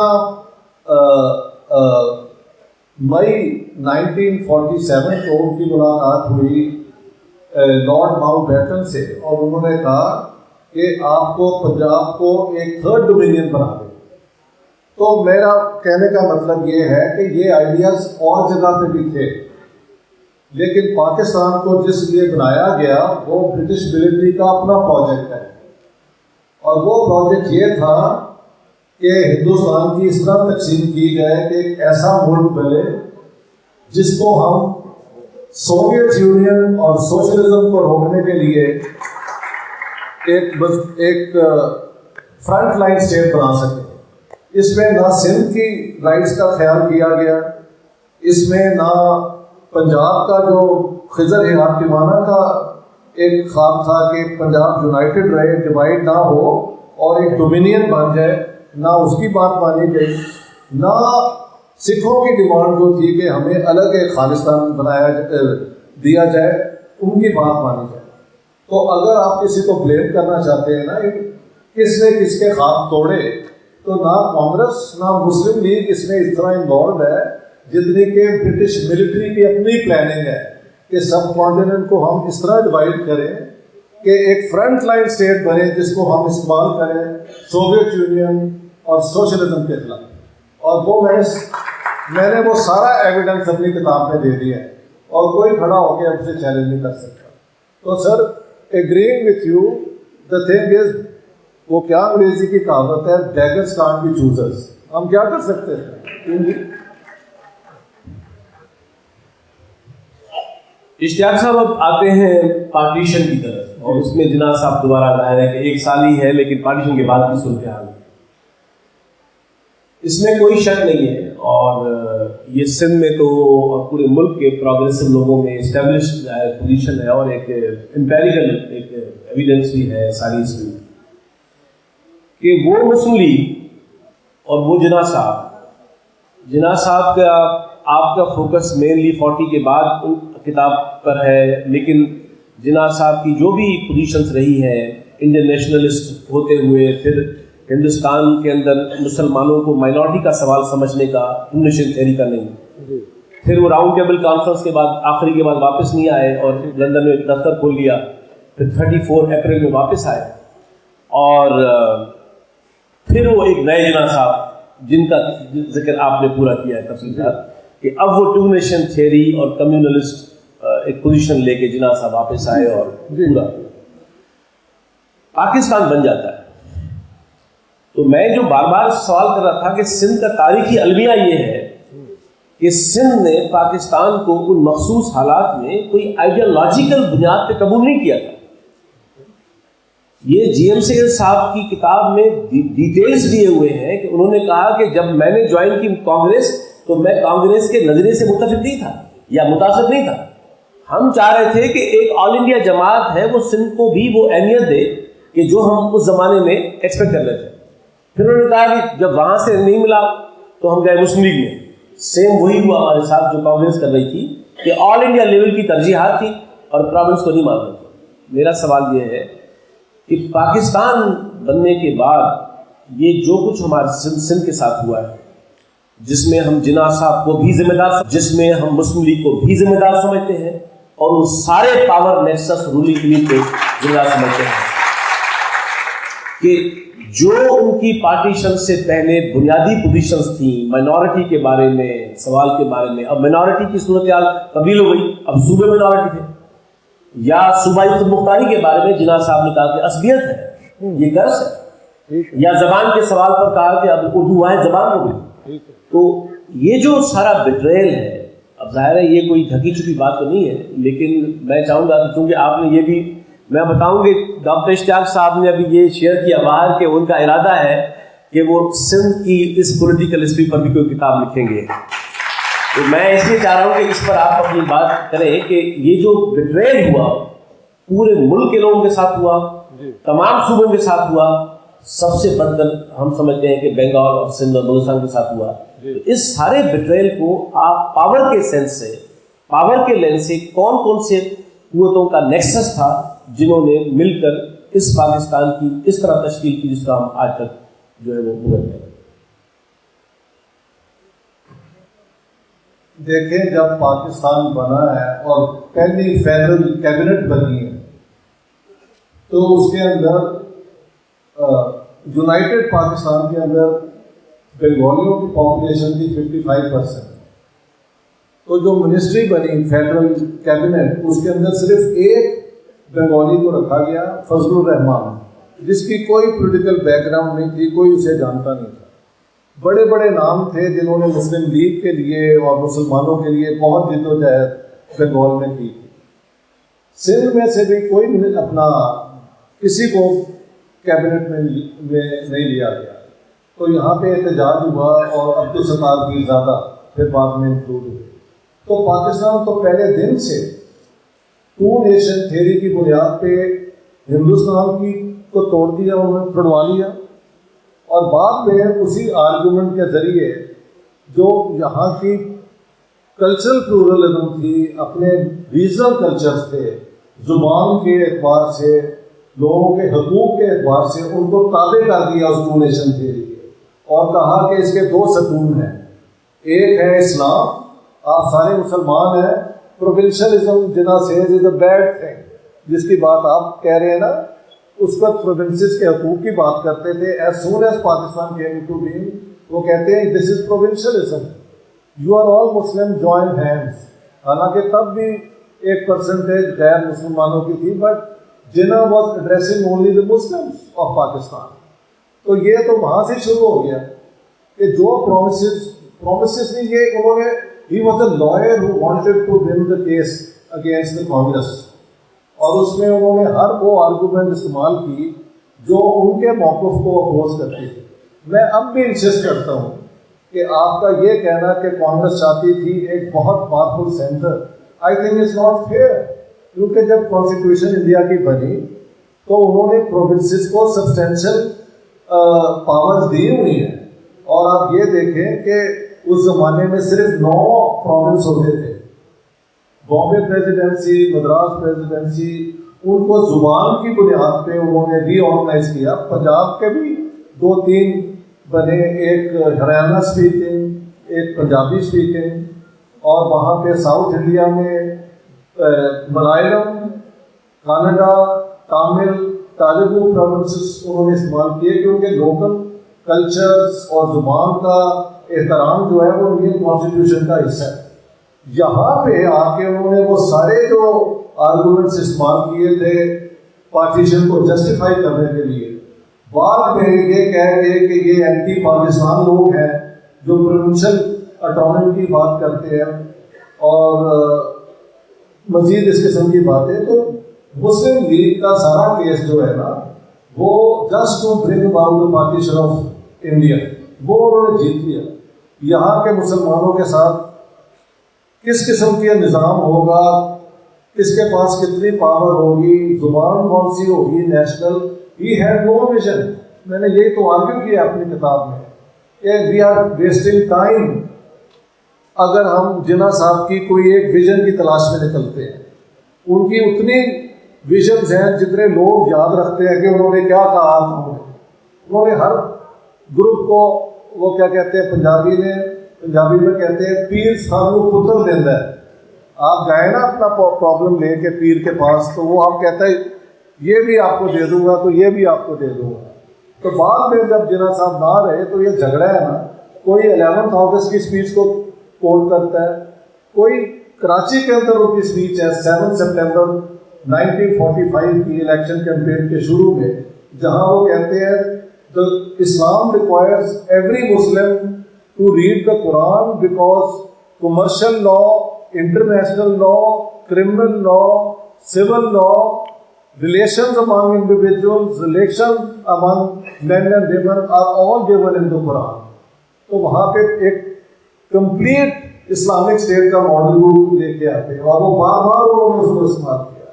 تو دیر از نو، جناح صاحب کا پاکستان بننے کے بعد I don't think he had any clarity کہ وہ کس لیے یہ ملک بنا ہے.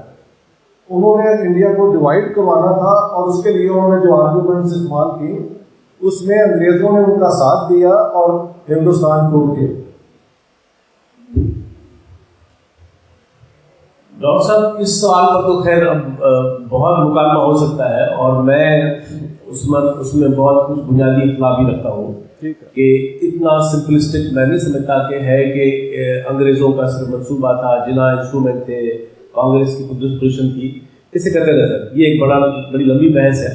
میری بھی اس سال کتاب آ رہی ہے بہت detail, federal history of British India and Pakistan, جس میں میں نے بہت ڈیٹیلس میں جا کر اس تمام سوالات کو ڈسکس کیا. آتے ہیں دوسری طرف جہاں میرا سوال تھا کہ یہ میں آپ سے اتفاق کرتا ہوں کہ جناح صاحب کی پاکستان بننے کے بعد 11 اگست کی تقریر کو چھوڑ کر، صرف اس تقریر کے علاوہ باقی اس قدر ویورنگ پوزیشنس ہیں، اس قدر متنازع اور متضاد ان کی پوزیشنس ہیں کہ ظاہر ہے کہ وہ I do agree with you کہ وہاں سے ہر ایک کو اپنا ویژن مل جاتا ہے.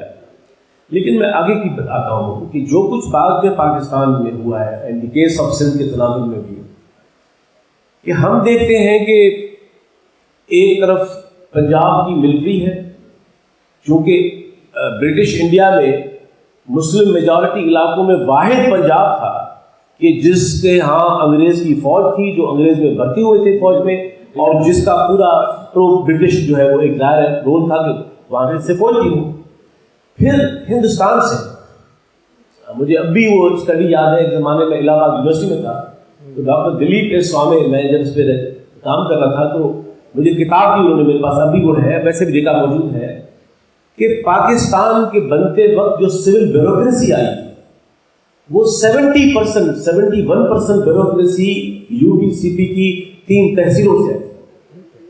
اور یہ جو نیکسس تھا سول ملٹری اسٹیبلشمنٹ کے پاور کا، ایک اور المیہ پھر میں آپ سے چاہوں گا کہ آپ اس کو بات کریں، یہ جو ملائیت ہے یہ کیا تاریخ کا المیہ ہے کہ یہ بات زہر بحث اب آنی چاہیے کہ اس سارے بٹریل میں، اس سارے پاکستان کے اندر ڈسیپشن میں، اور جو وفاقی ریاست نہیں بن سکی، جمہوریت نہیں آ سکی، ایک عوامی کانسٹیٹیوشن نہیں آ سکا، ایک کاسموپولیٹن ریاست نہیں بن سکی، اور تمام پہلو جو ہے وہ تمام مذہبی جماعتیں جو تقسیم سے پہلے پاکستان کے خلاف تھیں، جماعت اسلامی، جمعیت علماء ہند، جمعیت احرار، تمام جماعتیں وہ راتوں رات پاکستان کی حامی بن گئی. اور یہ نوجوان نسل بیٹھی ہے، کسی صاحب نے پوچھا مولانا شبیر احمد عثمانی صاحب سے کہ حضرت آپ کی جماعت جمعیت علماء ہند تو خلاف تھی پاکستان کے، اور یہی سوال مودودی صاحب کا بھی ریکارڈ پر ہے، جواب دونوں کا ایک ہے، تو اب آپ کیسے حمایتی بن گئے پاکستان کے؟ جواب سنیے گا، نوجوان بیٹھے ہیں، جواب ملا کہ پاکستان کی تشکیل اور تعمیر مسجد کی طرح ہے، نہیں بنی تھی تو ہم اس کی جگہ اور اس کے ڈیزائن پر اتفاق نہیں کر رہے تھے، اب بن چکی ہے تو وہ مسجد ہے. تو یہ جو ملٹری سول بیوروکریسی اور ملا کا نیکسس ہے کہ سپر اسٹرکچر بنایا ہوا ہے شبیر احمد عثمانی کا، یہ 49 کا ریزولوشن آبجیکٹو جس شخص نے لکھا وہ لیاقت علی خان نہیں تھے، وہ تو عثمانی صاحب نے لکھا تھا. یہ جو سارا بٹریل تھا، پاکستان اچھا تھا برا تھا، بنانے میں بنگال نے پہل کی، بنانے میں سندھ نے پہل کی، اپنے مفادات کو سامنے رکھ کے پہل کی، اور اب جب بن چکا تو یہ ملٹری اور سول بیوروکریسی اور ملا کا نیکسس ہے جو اب تک چلا رہا ہے. تو اس پاور نیکسس کو اور دی کیس آف سندھ کو اور پاکستان کی پوری صورتحال کو ذرا.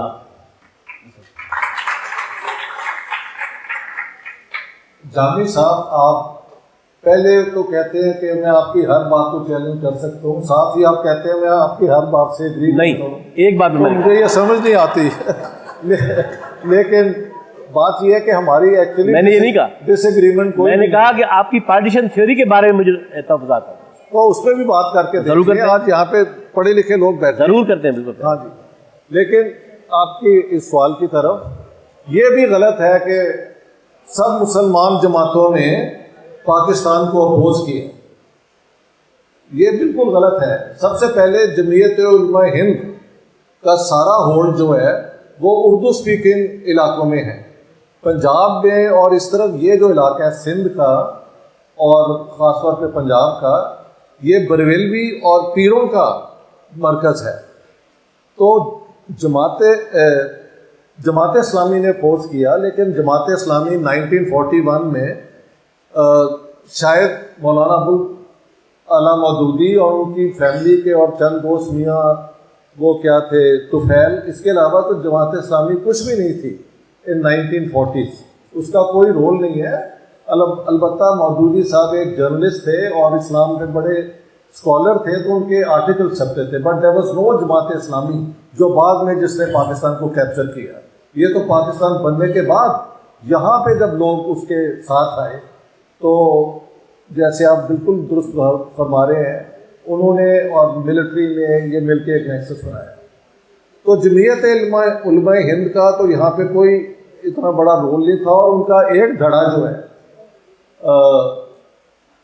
शबीर अहमद उस्मानी का आपने नाम लिया है, उसके अलावा वो कौन थे जिन्होंने वो बहिश्ती ज़ेवर लिखी है किताब, यार क्या नाम है मौलाना, हाँ वो भी मुस्लिम लीग के साथ आ गए। जमीयत उलमाए इस्लाम जो बनी थी, हाँ जी, ये लोग उधर से टूट के इधर आ गए। लेकिन पंजाब के अंदर, सिंध में आप मुझसे बेहतर जानते हैं, लेकिन और पीर साहब मानकी शरीफ को नॉर्थ वेस्ट फ्रंटियर में इन्होंने रिक्रूट किया और जमात बनी एक असफा कि ये इस पाकिस्तान के लिए हम जिहाद शुरू करेंगे, और फतवे लिए गए कि जो मुसलमान पाकिस्तान को वोट नहीं देंगे उनका निकाह जो है वो टूट जाएगा। यस, और जो मुसलमान पाकिस्तान के खिलाफ वोट देता है, अगर उसकी मौत हो जाए तो हम उसका जनाजा नहीं पढ़ाएंगे। तो इन्होंने पूरा इस्लाम और इस्लामिक स्लोगन्स को यूज़ किया है। तो ये एक मिथ क्रिएट की गई है करने के लिए कि जिन्ना साहब तो एक सेकुलर पाकिस्तान चाहते थे और ये सारे मौलवियों के खिलाफ थे। Without raising Islamic slogans there would be no Pakistan. Pakistan का नारा क्या, ला इलाहा इल्लल्लाह, ये सारे पंजाब में 1945-46 इलेक्शन में लगा। मेरे अपने कज़न मियाँ मकसूद अहमद जो उस ज़माने में नौजवान थे, वो नारे ये लगाते फिरते हैं। सैयद अहमद सईद किरमानी जो जॉइंट सेक्रेटरी थे मुस्लिम लीग के, उनका भी मैंने बयान रिकॉर्ड किया है। अनदर जेंटलमैन अजीज समथिंग, उनका भी है। ये तीनों मुस्लिम स्टूडेंट फेडरेशन के लीडिंग एक्टिविस्ट थे। तो इन्होंने ठीक ठाक इस्लाम के नाम पे पाकिस्तान बनाया, मजहबी जमातों ने अपोज किया, और ये so that argument doesn't hold. Without using Islam there would be no Pakistan, I am telling you that. और उसके कॉन्सिक्वेंसेस वही हैं कि जब आप इस्लाम को इस्तेमाल करते हैं और ऑब्जेक्टिव रेजोल्यूशन में ये आ भी जाता है, तो शरिया के एक्सपर्ट तो मौलवी हैं ना, तो नेचुरली अबुल अला अदुल Maududi was the best scholar of Islam. तो उन्होंने कैप्चर कर लिया, और कैप्चर करने के लिए आर्मी का साथ, तो ये नेक्सस जो आपने बताया, मैं बिल्कुल उससे मुत्तफिक हूँ। इश्तियाक साहब, ये जो आपका आर्गूमेंट है कि मजहबी जमातें सब पाकिस्तान के खिलाफ नहीं थी, और आपने मिसाल दी उस्मानी साहब की और थानवी साहब की, देखिए तमाम की तमाम जमातों की ऑफिशियल पोजीशन जो मजहबी जमातें थी वो पाकिस्तान के खिलाफ थी। ये था कि जमीयत उलमाए हिंद से एक धड़ा शबीर अहमद उस्मानी और थानवी साहब की रहनुमाई में 46 में जुदा हुआ, और उन्होंने अपना जमीयत उलमाए हिंद से जुदा होकर पाकिस्तान की हिमायत की, क्योंकि वो जुदा साहब के मैं बात पूरी करूँ। ओके, तो ये आर्ग्यूमेंट के शबीर अहमद उस्मानी और थानवी जितनी भी मजहबी जमातें थी पाकिस्तान के बनने के दिन तक उनकी पोजीशन ऑफिशियल यही थी, सवाए जमीयत उलमा इस्लाम के। जो दूसरी बात जो आपने कहा, पहले अब हम गुजर आए थे लेकिन अब आपने बात कर ली है तो मैं बात कर लूँ कि आपने कहा मैं आपकी उन बातों से मुतफिक हूँ जो मुझे लगती हैं जो ऑब्जेक्टिव है। अब वो जो आप दोबारा जाना पड़ेगा, आपने कह दिया, आप मुझे बात की आपने। देखिए, मैं ये नहीं समझता कि ये हिस्टोरिसिटी और तारीख के डायलेक्टिकल प्रोसेस को बिल्कुल ही रूल आउट करके हम तारीख को सिर्फ अफराद के लेंस से देखें कि हिंदुस्तान के अंदर कोई इश्यूज नहीं थे, तजादात नहीं थे, तनाज़ात नहीं थे, नैरेटिव्स और मफादात का कोई टकराव नहीं था, उनके कोई मुतबादिल हल की तजावीज़ नहीं थी। ये सिर्फ जिना का रेटरिक था, एक फ़र्क था। एक बात। दूसरी बात, आप जिना साहब की सारी जो आपकी मैंने किताब पढ़ी है वो आपने गलत बयानी नहीं की है, लेकिन आपने जो चॉइस किया है उनका दौर वो सारा 40 के बाद का है, ठीक है। और उस पर आप ये पूरी अपनी दलाइल की और दलील की इमारत खड़ी करते हैं कि मुस्लिम लीग और जिना साहब, जिन दोनों का हिमायती नहीं हूँ, वो पहले दिन से शायद तासुर ये उभर रहा है कि वो ऑडिशन के हिमायती थे, वो नहीं थे हिमायती। सर, ये बिल्कुल आप मिसरिप्रेजेंट कर रहे इसलिए हैं। इसलिए पार्टीशन को इस कदर सिंपलिस्टिक बनाना, इसलिए मैंने सवाल किए। आपका सवाल मुझे देना। जी हाँ, मैं दे रहा हूँ। ये तो मजहबी जमातें और ये पार्टीशन का सवाल है।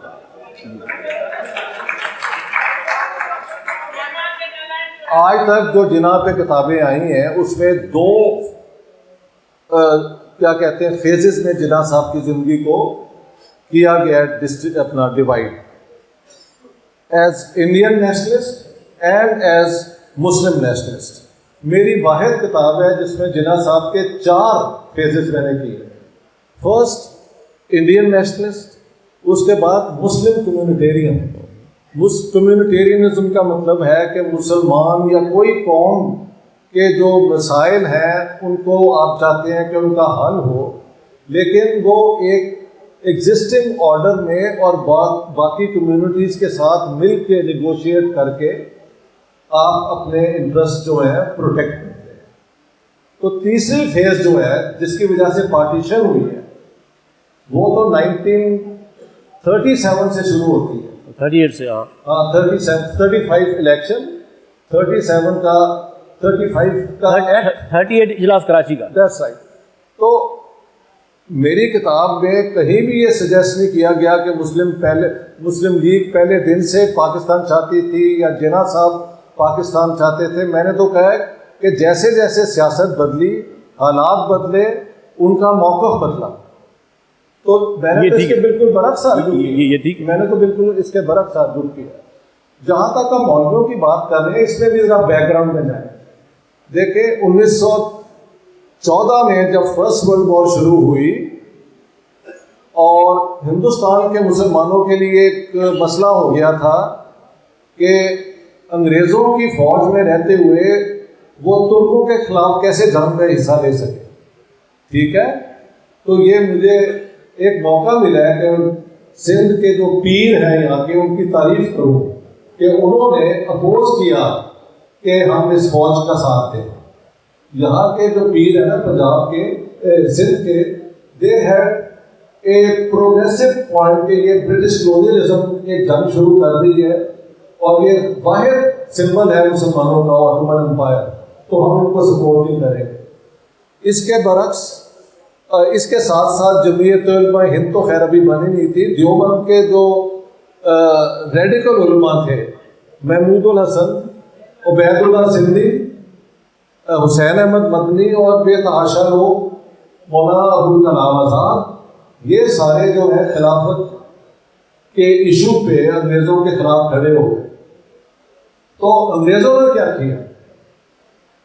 انگریز گئے مولانا احمد رضا بریلوی کے پاس جو بریلوی اسکول کے ہیڈ تھے، اور ان سے فتویٰ لیا کہ کیونکہ ترک جو ہیں وہ قریش قبیلے سے نہیں ہے اس لیے وہ مسلمانوں کے خلیفہ ہی نہیں ہو سکتے، اور آپ اس لیے فوج کے اندر بھرتی جو ہے جاری رکھیں. تو پنجاب کے پیروں نے اور پنجاب کے جو فیوڈل لارڈز ہیں ان کو میجر اور کرنل کا جو خطاب ملا ہے وہ اس لیے نہیں کہ وہ فوج میں تھے، دے ور ریکروٹنگ سارجنٹس. تو بریلوی اسکول کا کریکٹر پنجاب میں ہمیشہ وہ جو کہ وہاں کی رولنگ کلاسز اور انگریزوں کا موقف ہے، انہوں نے پاکستان موومنٹ میں بڑھ چڑھ کے حصہ لیا ہے. میں یہ آپ کو کہہ رہا ہوں، اور ان کی وجہ سے سارے پنجاب کے اندر یہ پورا ایک اسلامک نیریٹو بنا جو بعد میں فوج نے بھی استعمال کیا اور بیوروکریسی نے بھی کیا. لیکن یہ سارا 45-46 الیکشن اور جو اس کے بعد انہوں نے ڈائریکٹ ایکشن کیا ہے پنجاب کے اندر 24 جنوری سے لے کے 26 فروری 1947 تک، اس کے اندر یہ سارے وہ سلوگن جو آج ایک مصیبت بن گئے ہیں پاکستان کے لیے، یہ سب ان بریلوی اسکول کے مولویوں کی طرف سے یہ سارے آئے تھے. تو یہ اس طرح ہے سچویشن. اب 75 سال گزرنے کے بعد جو پاکستان کی صورتحال ہے، میں صرف 3 پہلو لوں کہ ریاست کا نقطۂ نظر یا ریاستی نیریٹو وہ فیلڈ ہائپوتھیسس ہے. جی، مطلب ایسا نیریٹو جو قوموں کو نہیں مانتا، جو تاریخیت کو نہیں مانتا، جو تنوع کو نہیں مانتا، جو زبانوں کی قومیت کو نہیں مانتا، جو شہریوں کو نہیں مانتا کہ ریاست ان کے لیے سیکورٹی اسٹیٹ ہے. تو اسٹیٹ نیریٹو پاکستان کی ریاست کا ایک بات. دوسری بات، پاکستان پروکلیم ایک فیڈریشن تو ہے آئین کی اندر کلیم کی حد تک، لیکن اب تک پاکستان کے جو اسٹرکچرل ایشوز ہیں اور جو اسٹریٹجک ایشوز ہیں، ہم نہیں کہہ سکتے کہ یہ پاکستان کی ریاست ایک پراپر جینوئن فیڈریشن ہے جو تقاضے ہوتے ہیں۔ تھرڈ، پروکلیم ڈیموکریسی بھی ہے۔ ویسے یہ تو عجیب ہے کہ کوئی مذہبی ریاست تو جمہوریہ ہو ہی نہیں سکتی، لیکن ایک کلیم ہے، اس کی صورتحال سامنے ہے۔ تو میں، آپ ایک مورخ ہیں، ہسٹورین ہے، سوشل سائنٹسٹ ہے، پولیٹیکل سائنٹسٹ ہیں، آپ ظاہر تاریخ کو دیکھتے ہیں، تو آپ کیا دیکھ رہے ہیں؟ یہ نئی نسل سامنے بیٹھی ہے کہ اس ساری تجربہ جو بدترین ہوا ہے اس کا کمپلیٹ فیلیور ہے، ٹھیک ہے سکسیس ہاتھوں میں نہیں رہ سکتی ہے۔ جی بے شک۔ تو اب آپ کیا دیکھتے ہیں کہ کوئی اس میں آگے ریئلائزیشن کا فیز کوئی دور دور تک آپ کو نظر آ رہا ہے، یا اس کے کانسیکوینسز کوئی اور آپ دیکھ رہے ہیں؟ اس سوال کے جواب کے بعد ہم ہاؤس کو اوپن کریں۔ ٹھیک ہے، بہت بہت شکریہ آپ کا اس آخری سوال کا، کیونکہ اس میں مجھے موقع ملتا ہے کہ میرا پرسپیکٹو کیا ہے۔ میں سمجھتا ہوں کہ پاکستان کو بھی یو این چارٹر کے مطابق، 1945 کے چارٹر کے مطابق ایک رسپانسبل نیشن اسٹیٹ بننا ہوگا، اور نیشن اسٹیٹ وہی ہوتی ہے جو اپنے شہریوں کے جو مسائل ہیں ان کو حل کرے، انصاف کے طور پہ ڈسٹریبیوٹ کرے ریسورسز، اور کیونکہ پاکستان میں ہاؤس اوپن کا زبانیں بولی جاتی ہیں اور یہ تاریخی زبانیں ہیں، ان میں اپنا کلچر ہے، ایک اپنی آئیڈینٹی ہے، تو ان کو وہ اسٹیٹس دیا جائے جو کہ ایک پروونشل آئیڈینٹی کے بالکل مناسب کے مطابق ہو۔ اس میں کوئی شک نہیں کہ 75 سال کے بعد اردو از دا لینگویج جو سب کو کنیکٹ کرتی ہے، اور اس کا وہ اسٹیٹس رہنا چاہیے۔ میرے خیال سے پاکستان کے معاشرے میں ایک کلاس کویسچن زبان کا بھی ہے۔ سندھ میں وہ کیسے ہیں شاید وہ آپ بہتر بتا سکیں، لیکن پنجاب کے اندر اگر آپ انگریزی پہ کمانڈ کرتے ہیں تو you belong to the elite, اگر آپ اردو بولنا شروع کر دیں پنجابی ہوتے ہوئے تو آپ کو مڈل کلاس کی رسپیکٹیبلٹی مل جاتی ہے، اور پنجابی گالیاں دینے کے لیے، مذاق کرنے کے لیے ایک اس کا مقام بنا دیا گیا ہے، جو میں انتہائی ایک بےہودہ قسم کی پالیسی سمجھتا ہوں۔ اسی طرح میں سمجھتا ہوں پختونوں کو اتنا ہی حق ہے، بلوچوں کو اتنا ہی حق ہے کہ اپنی زبان، اپنے کلچر، اپنی ان آئیڈینٹیز کو سبسٹینشلی انجوائے کر سکیں۔ صرف پیپر ورک نہیں ہونا چاہیے، اس کی پورے پریکٹیکل شیپ میں یہ نظر آنا چاہیے۔ اور اگر آپ بلانا بنائیں تو میں سمجھتا ہوں India is a very successful example. انہوں نے 3 لینگویج فارمولا استعمال کیا ہے۔ ہر اسٹیٹ کے اندر انگریزی سب بچوں کو سکھائی جاتی ہے، ہندی بھی سکھاتے ہیں، سوائے جو سدرن اسٹیٹس ہیں اس کے علاوہ وہاں پہ انگریزی ہے، اور انگریزی تو اگر مثلاً آپ پنجاب میں ہیں تو آپ پنجابی کے اندر وہ ساری کاروائی کرتے ہیں، اپنی آفیشیل پڑھاتے بھی اسی زبان میں ہیں، اور اس طرح ہی ہر صوبے میں ہے۔ تو ہم بھی 3 لینگویج فارمولا لے کے سندھ میں بھی ایک وہ کیا کہتے ہیں بیلنسڈ آئیڈینٹی جو ہے، جو انٹرنیشنل بھی ہو، جو نیشنل بھی ہو، اور ٹرولی نیٹو سندھی بھی ہو، یہ تینوں چیزیں مل کے ہم آگے چلیں۔ تو میرے خیال سے اس طرف اگر پاکستان کی اسٹیٹ کا رخ ہو جائے تو پاکستان ایک کامیاب ملک ہو سکتا ہے۔ آپ اپنے نیبرہڈ میں اپنے جو پڑوسی ملک ہیں ان کے ساتھ، ہر ایک کے ساتھ ہم نے جھگڑا کیا ہوا ہے۔ انڈیا کے ساتھ ہماری دشمنی بے معنی ہے، انڈیا کے ساتھ دشمنی کی وجہ سے پاکستان بینکرپٹ ہو گیا۔ انڈیا اس وقت دنیا کی 5th اکانومی ہے اور 3rd اکانومی ہونے کی طرف بڑھ رہی ہے۔ اگر ہم ان کے ساتھ ٹریڈ شروع کر دیں، جیسے کہ میں نے اگزامپل دیتا ہوں کہ انڈیا اور چائنا کی بارڈر وارز ہوئی ہے، لیکن ان کی ٹریڈ 100 بلین سے 125 بلین ہو چکی ہے۔ چائنا اور یو ایس اے کی جو ورلڈ ہیجمنی کے اوپر جو جھگڑا ہو رہا ہے، لیکن ان کی ٹریڈ جو ہے وہ وہیں قائم ہے۔ تو یہ صرف پاکستان ایسا ملک ہے جو اپنے ایک کیا کہتے ہیں پڑوسی ملک کے ساتھ بیکاز آف آئیڈیولوجیکل فکسیشن وہ اس چیز کا فائدہ نہیں اٹھا رہا.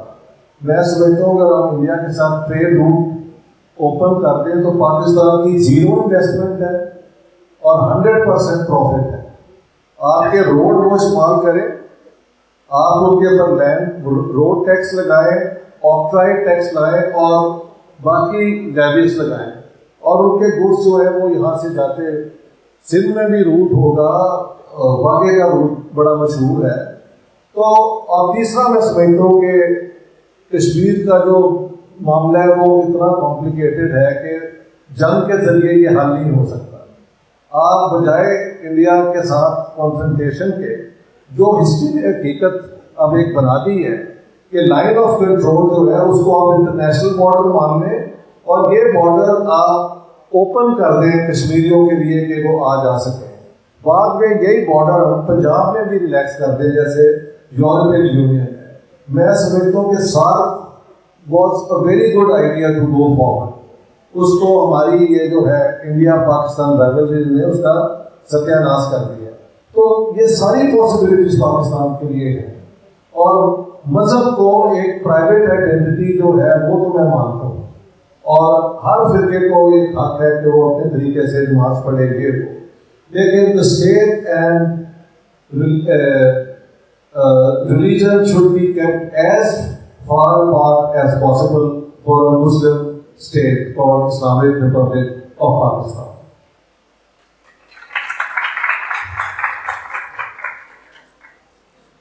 چلیں, آپ نے ایک اپنی پوزیشن بتا دی کہ یہ کنڈیشنز ہیں, اگر اس پر پاکستان آئے گا تو آگے جا سکتا ہے. اب ہم اس ہاؤس کو اوپن کرتے ہیں, ہمارے پاس ابھی آدھا گھنٹہ ہے, اور سوال جواب, کیونکہ اس نشست کا مقصد ہی یہ ہے کہ اس میں جو آپ تمام دوست آئے ہیں آپ کو موقع ملے. تو میں جو بھی ہاتھ دیکھوں گا باری باری, جی ہاں, میں سب کو اس طرف یہ ہاتھ پہلے اٹھا ہے. جی, سوال مختصر کریں اور ڈاکٹر صاحب کے ہاتھ. میرا سوال یہ ہے سر, can we claim that GM Sayyid was a right or a leader of Sindh when he signed for letting Sindh a part of Pakistan as a province? Though Sindh has remained a nation since centuries, even GM Sayyid could demand for Sindh as a new state. I don't know how to respond because, you know, going back into history, there are many different stories. You have 600 years back history. Some people would go even far back to Mohenjo-daro, which is 6,000 years. But don't you think in Sindh and everywhere else, maps have been changed, new states have come into being, dynasties have fallen, some dynasties have risen, people have come and settled in Sindh from Balochistan, from Punjab, and I'm sure Sindhis have gone after especially the partition, and they are all over India. So you can't bring back examples as back as 6,000 years or 600 years and demand that any deviation from them is a betrayal of sin. I think it's not fair. جی, چودھری خلیق الجماع صاحب کی کتاب شارح پاکستان, انہوں نے یہ کہا ہے کہ میں مہاتما گاندھی سے ملا, یہ پاکستان بن چکا تھا, نقل بقالی ہو رہی تھی, تو مہاتما گاندھی صاحب نے مجھے کہا کہ آپ جناح صاحب سے ملیں اور انہیں کہیں کہ یہ سارے معاملے کو رکوائیں ورنہ بڑی بربادی ہو رہی. میں بڑی مشکل سے کراچی آیا, جناح صاحب سے مجھے اپائنٹمنٹ نہیں مل رہی تھی. 3 دن کے بعد مجھے اپائنٹمنٹ ملی, ان سے ملنے کی. تو جناح صاحب سے میں نے یہی مہاتما گاندھی صاحب کی گزارش کی کہ یہ صورتحال ہے, آپ یہاں سے کوئی نقل مکانی ہو رہی ہے تو اس کو روکیں تاکہ یہ معاملہ جو ہے وہ بڑی شدت اختیار نہ کرے. لیکن انہوں نے بڑی سخت محنت کی, مجھے انہوں نے کوئی جواب نہیں دیا, بلکہ بڑے مجھ پر ناراض ہوئے اور بڑے دیر ساتھ سخت دعوی انہوں نے اختیار کی. तो ये सारी चीज उन्होंने अपनी किताब में लिखी है। आपने अपनी दोनों किताबें पंजाब का बंटवारा और पाकिस्तान ग्रेजुएट स्टेट, मैंने इसका बदल राय मुताला किया है। तो मेरी गुजारिश आपसे ये है कि आपने शायद पाकिस्तान का जिक्र बिल्कुल सरसरी अंदाज में किया है कि इसकी डिटेल्स आपने नहीं की। और दूसरा सवाल मेरा यह है कि लॉर्ड लिंटू के साथ जो खुफिया मुलाकातें थी जनाब साहब की, वो फैक्ट्स और फैक्ट्स में अब्दुल गनी खान साहब ने तफसील से लिखी है, तो उसके बारे में भी मेहरबानी करके बताएं। और मेरा आपके अलावा इस सारे मौजूद पर जामी चानियों साहब से भी सवाल है कि वो इस मौजूद पर अपनी नजर बयान करें। बड़ी मेहरबानी। मेरा नाम इफ्तिखार बलोच है, मैं लेक्चर हूँ। खुदा हाफिज़। बड़ी मेहरबानी। मुझे तो बहुत खुशी हुई है कि आपने ये चौधरी खलीकुज़्ज़मान की किताब की बात कर रहे हैं ना।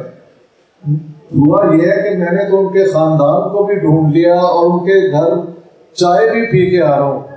ये एम्बेसडर साहब की वजह से, वो उनके दोस्त हैं, क्योंकि जिना वाली किताब में जो आपने कोट किया है वो सारी डिटेल्स हैं, बल्कि कई जगह पे मैंने चौधरी खलीकुज़्ज़मान के पॉइंट ऑफ व्यू को दिया है। तो अगर आप मेरी तीसरी किताब पढ़ेंगे ना जिना वाली, तो उसमें आपका जो ये एक रिक्वायरमेंट है वो पूरी हो जाती है। ठीक है। बात ये है कि मैं आपको बेतहाशा और एग्जाम्पल दे सकता हूँ। यानी 1 नवंबर 1947 को Lord Mountbatten as governor general of India Lahore आए। निगोशिएशन जो हुई थी, कश्मीर का झगड़ा शुरू हो चुका था, तो उन्होंने ऑफर किया कि हम जूनागढ़, हैदराबाद और कश्मीर के अंदर प्लेबिसाइट करा लेते हैं। जिना साहब रिजेक्टेड है।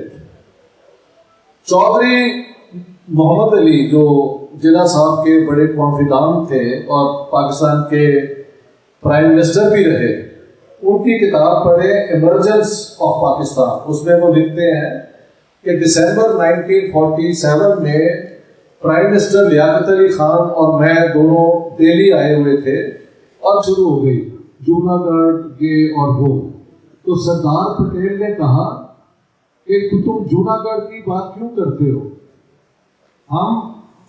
आप कश्मीर रखें, हम हैदराबाद जो है वो हमारे साथ रहेगा।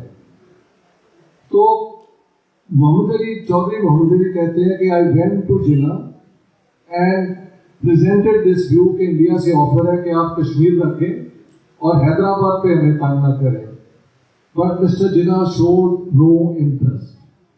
Jinnah, the clever tactician, it seems, was playing for some higher stakes on the princely states, but obviously he did not succeed. अब चानियो साहब की रिसर्च जो है फेडरलिज्म पे, और वो मैं जब पढ़ूंगा तो उसके बाद मेरा एक मौक़िफ़ बनेगा। लेकिन जिन्ना साहब हिंदुस्तान की तकसीम चाहते थे, बल्कि हिंदुस्तान के टुकड़े करवाना चाहते थे। तो प्रिंसली स्टेट्स को भी इनकरेज करते रहे, लेकिन जब पाकिस्तान बन गया तो कलात पे सबसे पहले मिलिट्री जो गई है पाकिस्तान की गई है, हाँ जी, बाद में हैदराबाद पे उन्होंने हमला किया। तो कहना एक बात, करना कुछ और। अगर इसको आप सियासत कहते हैं तो I am sorry, that's not what I think politics is all about. का जो मामला था वो इतना, जैसे आप बात कर रहे थे कि वो इतना सिंपल नहीं था कि उसको जो आइडियली आपने बताया कि सिंध को जो है वो मैं इंडिपेंडेंट कबूल करता अगर मेरे वक्त में होता तो इसी तरह अब ये जो हमारी जो सिचुएशन है, जो आपने सॉल्यूशन बताए हैं वो भी तो इतने प्रैक्टिकल नहीं है ना सर। तो जो प्रैक्टिकल सॉल्यूशन है और ये सारी चीज़ें जो आप जैसे थिंकर है वो सब बताते रहते हैं, लेकिन इनको प्रैक्टिकली अप्रोच किस तरह से किया जाए, जो भी हमने तरीके देख लिए हैं, पूरा जो भी है एहतियात वगैरह सब कुछ करके देख लिया, तो इसका नतीजा तो नहीं निकल रहा ना। तो फिर इनको प्रैक्टिकली हल किस तरह से किया जाए, इस पर थोड़ा सा बात करते हैं तो बेहतर होगा। लेकिन मेरी कैपेसिटी जादू करने वाली नहीं कि मैं कोई ऐसा आपको फॉर्मूला बता दूं कि ये करें तो सब मसले हल हो जाएं। सबसे पहले मसले आइडेंटिफाई किए जाते हैं, उनके ब्रॉड फ्रेमवर्क में क्या क्या होना चाहिए उसको आइडेंटिफाई किया जाता है। वो मैंने अपनी तरफ से कोशिश करके आपको बता दी है। मेरे 3-4 पोजीशंस क्या हैं। इंडिया के साथ नॉर्मल रिलेशन रखो, हो सके तो तालिबान रजीम के साथ भी किसी तरीके से नॉर्मल रिलेशन रखो। इनको पाकिस्तान के अंदर जो इनका वो है इन्फ्लुएंस, इसको धकेले वापस। ईरान के साथ भी दोस्ती होनी चाहिए। आप अपने इलाके में दोस्ती करें, अपने लोगों के जो मसाइल हैं उनको हल करने की तरफ अपने रिसोर्सेज डायरेक्ट करें। ये इतनी खूबसूरत जो ये फ्लैट्स बन रहे हैं, तो पाकिस्तान को एक रियल एस्टेट की सबसे कामयाब जो फौज है दुनिया के अंदर, वो तो पाकिस्तान की फौज बन चुकी हुई है। आप इसको ख़त्म करें। हाँ जी, आप इसको ख़त्म करें। ये जनरल बातें हो सकती है, प्रॉब्लम हमेशा बहुत ज़्यादा कॉम्प्लेक्स होते हैं, तो ब्रॉड फ्रेमवर्क की बात भी हो सकती है। From university of studies. Sir मेरा क्वेश्चन है, ड्यूरिंग डिस्कशन आपने कहा कि पाकिस्तान थोड़ा सियासत एक नेगेटिव पॉलिटिक्स है, ठीक है? Say it again. पाकिस्तान थोड़ा सियासत एक नेगेटिव पॉलिटिक्स है, ठीक है? तो सर अभी जो करंट सिचुएशन है हमारी गवर्नमेंट की, वो तो पाकिस्तान की जो हुकूमत है उसको विरसा समझते हैं। बाप मर गया तो बेटा आ गया, बेटा मर गया तो बेटी आ गई, ये एक विरसा बन गया, ठीक है? फिर आपने कहा कि जो लोअर क्लास के लोग हैं वो भूल जाएंगे। तो सर अभी पाकिस्तान को होते हुए वो कौन सा खुश रहे? आपकी सारे सवाल, आपके सारे कमेंट जो हैं वो बिल्कुल मुनासिब है। मेरा प्रॉब्लम ये है कि मैंने बताया कि अगर फलसफे का एक असूल है, वो होता है कि जब आप आर्ग्यू करते हैं तो बेसिक प्रेमिस आप शुरू करते हैं। अगर वो प्रेमिस गलत हो तो उस पर जो आप जवाब ढूंढते हैं वो भी गलत होता है। 2 मिसालें मैं देता हूँ डिडक्टिव लॉजिक की। All human beings are मॉर्टल। सारे इंसान जो हैं वो एक दिन मर जाएंगे। हाँ जी, Ishtiyaq Ahmad is a human being, therefore he is mortal। ये लॉजिक जो है ये मुनासिब है, क्योंकि all men are mortal, the basic premise is correct। तो ये कहना कि क्योंकि इश्तियाक अहमद एक इंसान है तो ये भी मर जाएगा, ये बिल्कुल एक मुनासिब डिडक्शन है। लेकिन अगर हम ये अजम्पशन बना लें कि all men are intelligent, Ishtiyaq Ahmad is a man, therefore he is intelligent, तो ये गलत होगी। हो सकता है मैं बहुत बड़ा बेवकूफ़ हूँ, समझ गए आप? तो पाकिस्तान जिस प्रेमिस पे बना उसमें डिफेक्ट है कि मजहब की बुनियाद पे अगर आप रियासत बनाएंगे तो उसके अंदर democracy, equal rights, man and women being equal, religious minorities and Muslims being equal, ये हमेशा क्वेश्चनेबल चीज़ें होंगी। तो इसलिए अब इसको दुरुस्त करने का तरीका ये नहीं है कि पाकिस्तान को ख़त्म कर दिया जाए, बल्कि इस आइडियोलॉजी को एक तरफ रख के, जिस तरह सारी दुनिया में जो लोग एक इलाके में रहते हैं उनके हकूक़ मान लिए जाएं, तो तब ही पाकिस्तान ठीक हो सकता है।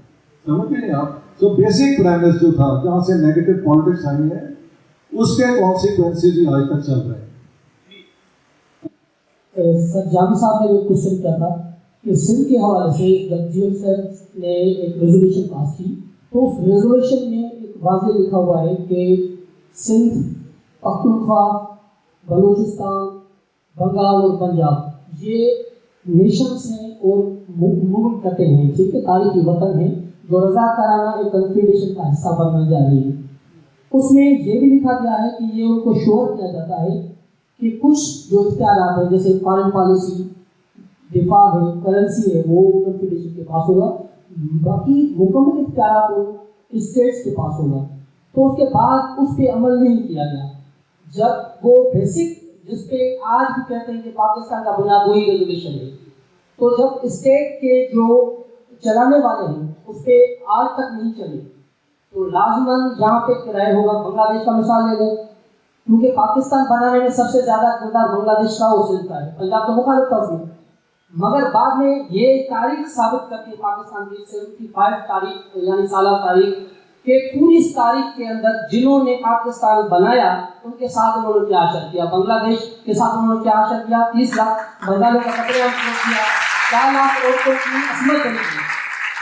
आज वही बांग्लादेश जब पाकिस्तान का हिस्सा था तो उसकी क्या हालात थे, मगर आज आज़ाद स्टेट है तो हमसे कई गुना आगे है। तो ये राइट जो इंडिपेंडेंट, इसमें एक रुका ये भी शामिल था 1940 की रेजोल्यूशन में कि अगर कोई रियासत जो शामिल हो रही है इस कन्फेडरेशन में आगे जाकर वो मुकम्मल नहीं तो वो इंडिपेंडेंट रियासत में अलग रह सकती है। तो इस पर आप मुझे बताइए। बात यह है कि 1943 का रेजोल्यूशन हमने अभी स्टडी की है, उसमें सिर्फ ये है कि हिंदू और मुसलमान, हिंदुइज्म और इस्लाम में इतना तजाद है कि मुस्लिम नेशन को अपना एक अलग मुल्क चाहिए, कि सिंध के ये राइट्स होंगे और पंजाब को उसका जिक्र उस रेजोल्यूशन में नहीं है।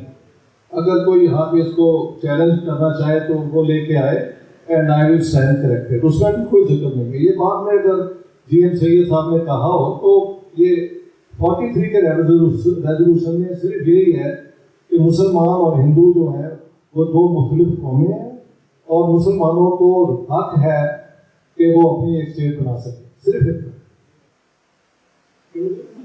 हमेशा से एक प्लूरलिज्म पे बिलीव रखता है और यहाँ पे होली भी होती है, यहाँ पे दिवाली भी होती है, यहाँ पे ईदें भी होती हैं, सब कुछ एक साथ होता है।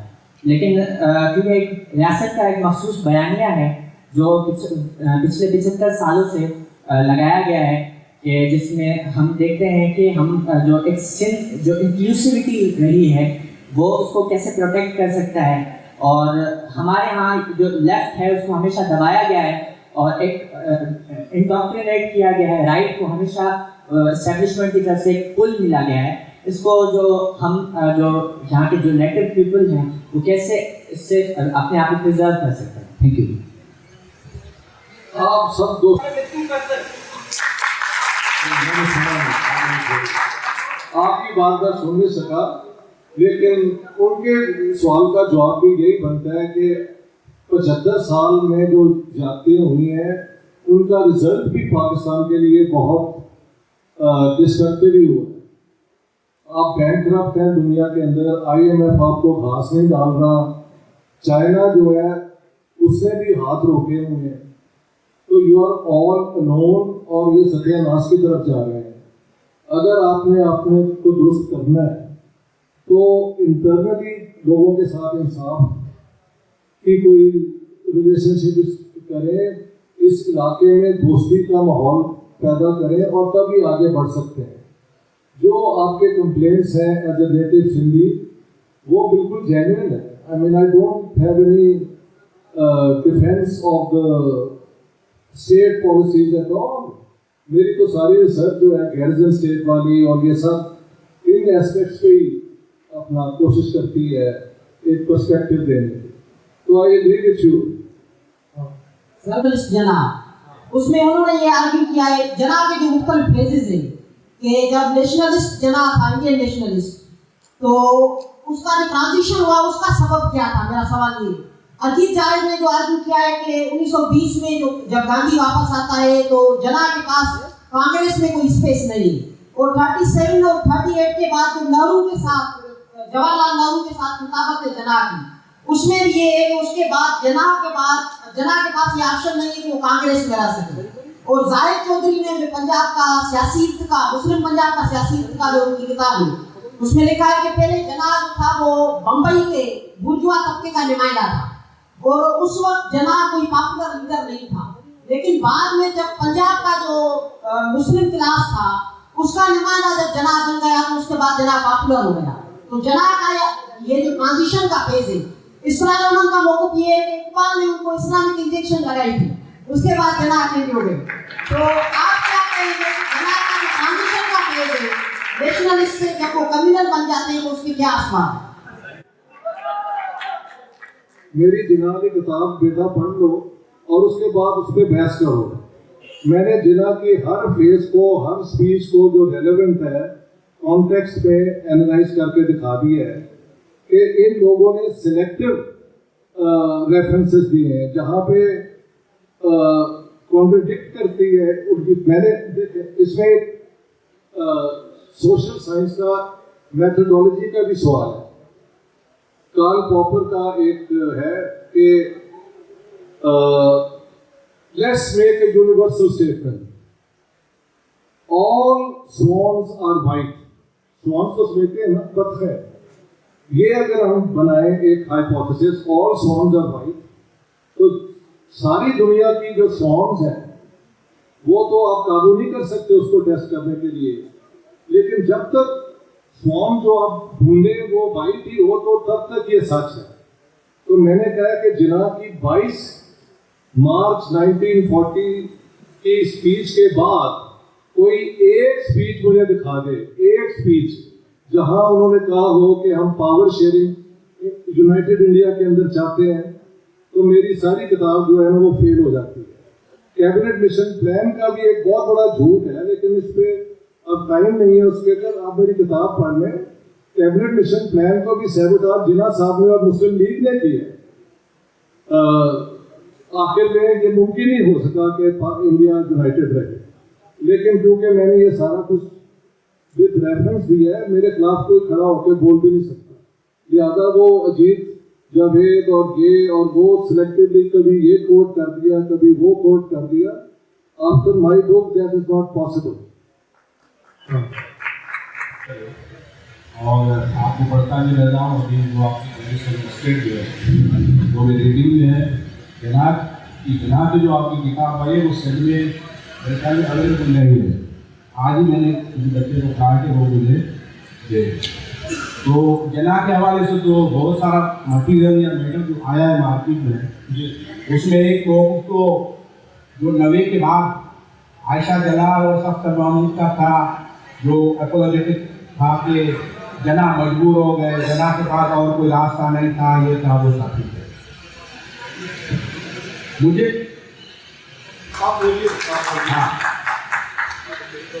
مجھے یہ کہنا ہے کہ وہ آپ کی باتوں سے بھی ظاہر ہے کہ یہ جو پارٹیشن کی پالیٹکس تھی اس سے جناح کا جو ایک آئیڈیا تھا وہ مڈل ایجز کا لگ رہا ہے. بالکل صحیح, ٹھیک ہے, ٹھیک ہے. اور کانگریس کا جو ہے وہ ماڈرن ہے. اس دور میں جب مسلم اسٹیٹس بن رہی تھی, ترکی میں ڈیموکریسی آ رہی تھی, ادھر مارکنائزیشن ہو رہی تھی عرب ممالک کی, تو نیشنلزم اپنے اصل رنگ میں آ رہا تھا. اور یہاں کمیونسٹ تجربہ ہو رہا تھا سوویت یونین کی شکل میں. وہاں بھی مسلم اسٹیٹس سوویت یونین کے ساتھ سوشلزم کے حوالے سے شامل ہو چکی تھی. تو اس پورے دور میں جناح کا جو یہ میڈیول آئیڈیا جو ہے وہ لے کر آنا, ایک فرسودہ آئیڈیا لے کر آنا, اور اس پر ریاست جو ہے وہ کھڑی کرنا, اور اس کو 75 ایئرس تک اس طرح سے چلانا, تو اس پس منظر میں آپ دیکھ رہے ہیں کہ یہ ملک بچے گا یا یہ کھٹیلا ہی نہیں لگے گا. نمبر 1. نمبر 2, جناح کی اپنی جو لائف ہے وہ بھی ایک مسٹیریس لائف ہے. وہ اس کا تعلیمی ریکارڈ اتنا اکوریٹ نظر نہیں آ رہا. پھر یہاں تک کہ وہ ایک 2 شہروں میں جنم لے لیا. پہلے انہوں نے جنم لیا تھا یہاں دلکی میں, اس کے بعد جناح صاحب کو لے گئے کہ نہیں وہ کراچی میں پیدا ہوئے تھے, اور ابھی تو نریندر ساریلا نے لکھا ہے کہ وہ تو گجرات میں پیدا ہوئے تھے. تو یہ جو صورت حال ہے, اور پھر اس میں میں آپ سے یہ پوچھوں گا کہ جناح بیچ میں سیاست کرتے کرتے وہ نکل جاتے ہیں اور لندن میں جا کے بیٹھ جاتے ہیں. اب اس کا بھی کوئی ریکارڈ ہے یا نہیں کہ وہ وہاں ان کی صدریاں کیا تھی, کیا ایکٹیویٹی تھی, کن سے ان کی ملاقاتیں تھی, وہ آپ نے اپنی کتاب میں کچھ مٹیریل دیا ہے یا نہیں؟ میرا یہ سوال ہے. بہت یہ ایک میڈیکل آئیڈیا ہے جس کی بنیاد پہ آپ 21ویں صدی کے جو ایشوز ہیں فیس ریزالو نہیں کر سکتے, بلکہ وہ پرابلم زیادہ سے زیادہ کمپلیکیٹ ہوتا جائے گا. ایک بات سے تو آپ کی میری ٹوٹلی اگریمنٹ ہے. دوسری جناح صاحب کہ دیکھیں یہاں پہ شخصیت پہ 1-2 باتیں ضرور ہونی چاہیے. مثلاً وہ گورنر جنرل بن گئے پاکستان کے, اور انڈین ہائی کمشنر جو یہاں پہ تھے سری پرکاشن, ان کو کہا کہ نہرو کو کہو کہ یہ بامبے والا گھر ایک ایک اینٹ میں نے خود اپنے پسند سے رکھوایا ہے، تو میرے اس گھر کو وہ انڈین گورنمنٹ ایکوائر نہ مت کرے، یہ کرے کہ اس کو یورپینس کو کرائے پہ دے اور مجھے 3,000 روپے ہر مہینے آنے چاہیے۔ یہ ہے اس موقع پہ جناح صاحب کہہ رہے جب millions of people were lying in the refugee camps، 1 million سے زیادہ ہندو مسلمان سکھ مارے گئے تھے، 14 سے 15 ملین لوگ گھر سے بے گھر ہوئے تھے، اور ہزاروں عورتوں کو اٹھا کے مارکیٹ میں بیچا گیا، ریپ کیا گیا۔ ان سارے حالات میں جب اپنی پراپرٹی کی بات آئی تو نہرو جس کو وہ ہیٹ کرتے رہے تھے ساری عمر، اسی سے ریکویسٹ کر دی کہ میرے گھر کو ایکوائر نہ کریں۔ تو جناح صاحب کی یہ ساری جو ہے نا کانٹرڈکشنز اس کتاب میں آ جاتی ہیں۔ اب آپ خود فیصلہ کریں کہ ان کی شخصیت کیا تھی۔ آخر میں کہ کیا یہ اسٹیٹ قائم رہ سکتی ہے یا نہیں، اس میں ایک کمپلیکیشن کو آپ یاد رکھیں کہ ساری دنیا کے لیے پاکستان کی ڈس انٹیگریشن ایک بہت بڑا ایشو ہو جائے۔ جی وعلیکم السلام۔ Already Syria, Iraq, Middle East کی تباہی کے بعد لاکھوں مسلمان جو ہے وہ یورپ میں سپوز خدا نہ خواستہ پاکستان کے سنٹیگریٹ ہوتے ہیں، کس کے ساتھ آئے ہو؟ اکیلے تو یہ 230 ملین لوگوں میں سے 1 ملین بھی اگر یورپ میں آ جائے تو ان کا سارا ویلفیئر سسٹم کلیپس کر جاتا ہے۔ تو میرے خیال سے دنیا میں کوئی بھی نہیں چاہتا کہ پاکستان ڈس انٹیگریٹ ہو جائے۔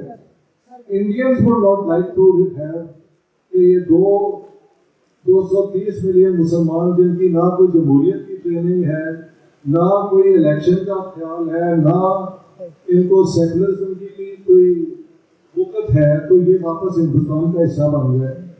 تو یہ پاکستان کی ڈسٹرکشن جو ہے وہ دنیا کے لیے ایک سسٹمک پرابلم بن جائے گا۔ تو دنیا میں تو یہ کوئی کنسپیریسی مجھے نظر نہیں آتی، ہنود جنود اور وہ کیا کہتے ہیں نصارہ کی، دس از آل نان سینس۔ لیکن یہاں کے رولرز نے یہاں کے لوگوں کے حقوق کا کبھی خیال نہیں کیا۔ غربت جو ہے وہ بڑھ گئی ہے، class differences are sharpen, the rich are filthy, obscene rich۔ ان حالات میں اگر یہ اسٹیٹ کلیپس کر جائے تو اس کی رسپانسبلٹی یہاں کی رولنگ کلاسز کی ہو۔ ٹھیک ہے۔